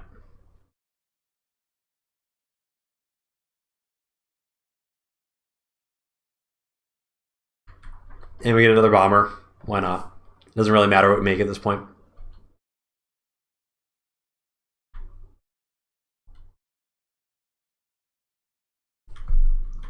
So yeah, Neotank's fighting into bomber is what it is, right? And Tsunami delays this by another turn. Recon goes into the copter because why not?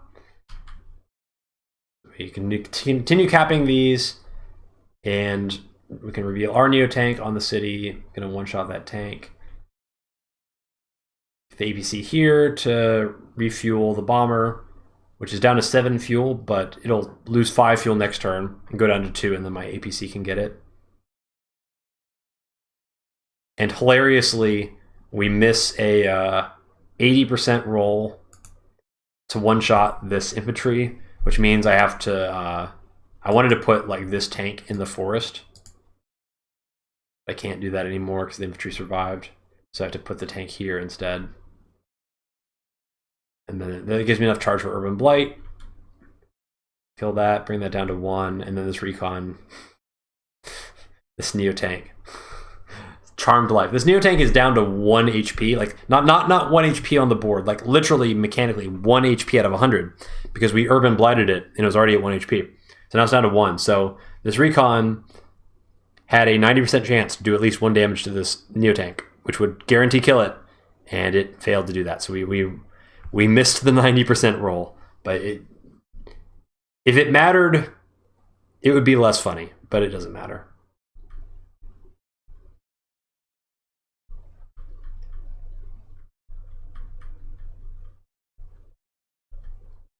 Anyway, so now there's no further way to delay these caps, so losing the comm tower, losing that city, and finally this game has reached its conclusion. So let's turn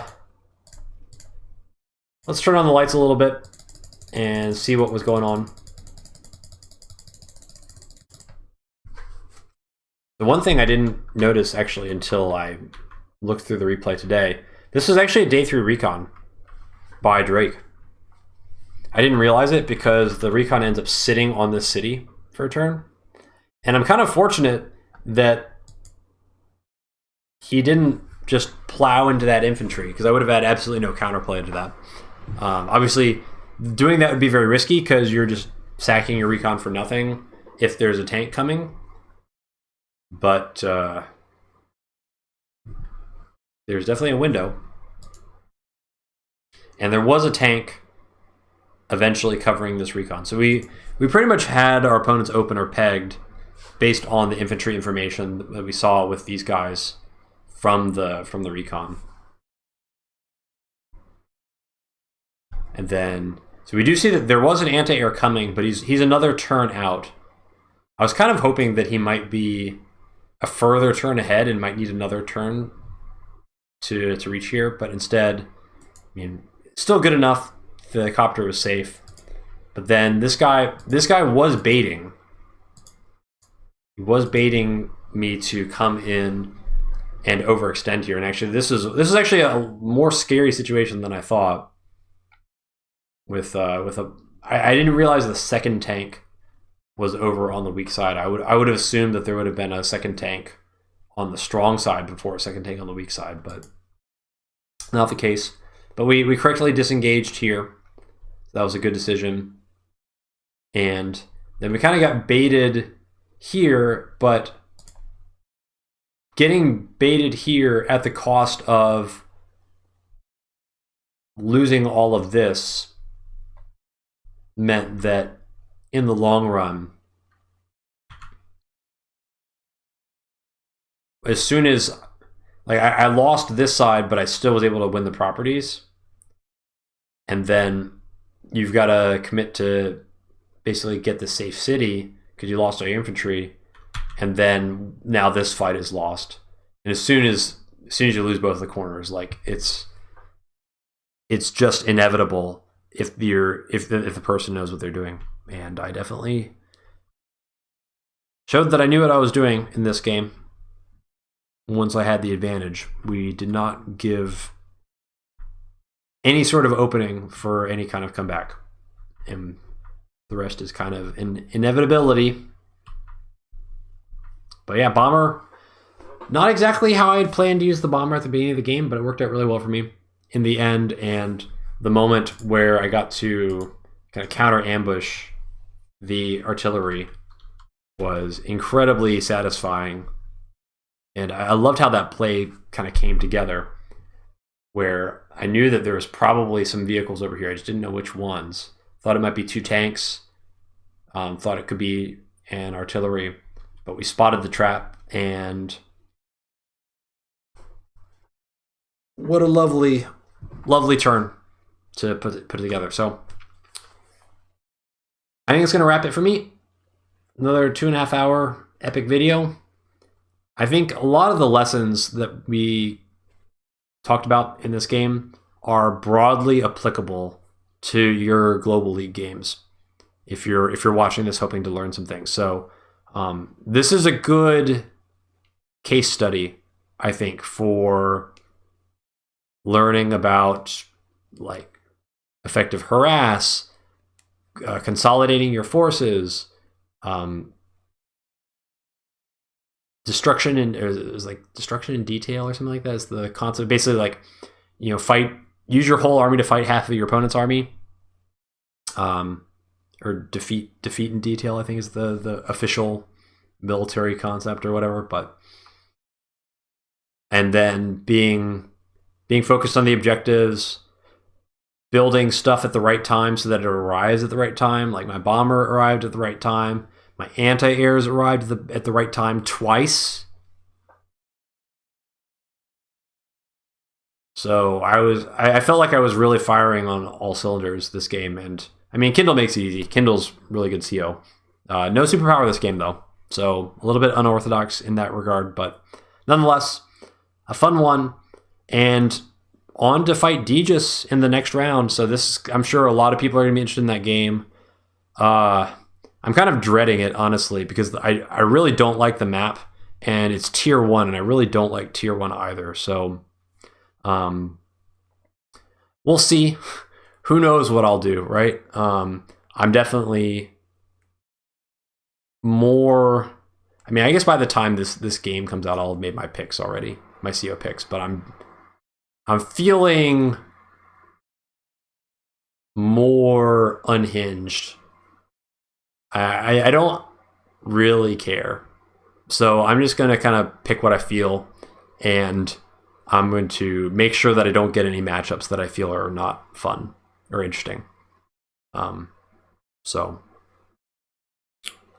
that's all I can say about that for now. But we'll see how that one goes. I'm sure Deegis will give me a good game. I have a lot of respect for Deegis. He's a really good player, and I think his strengths are very different than a lot of the other top Fog players.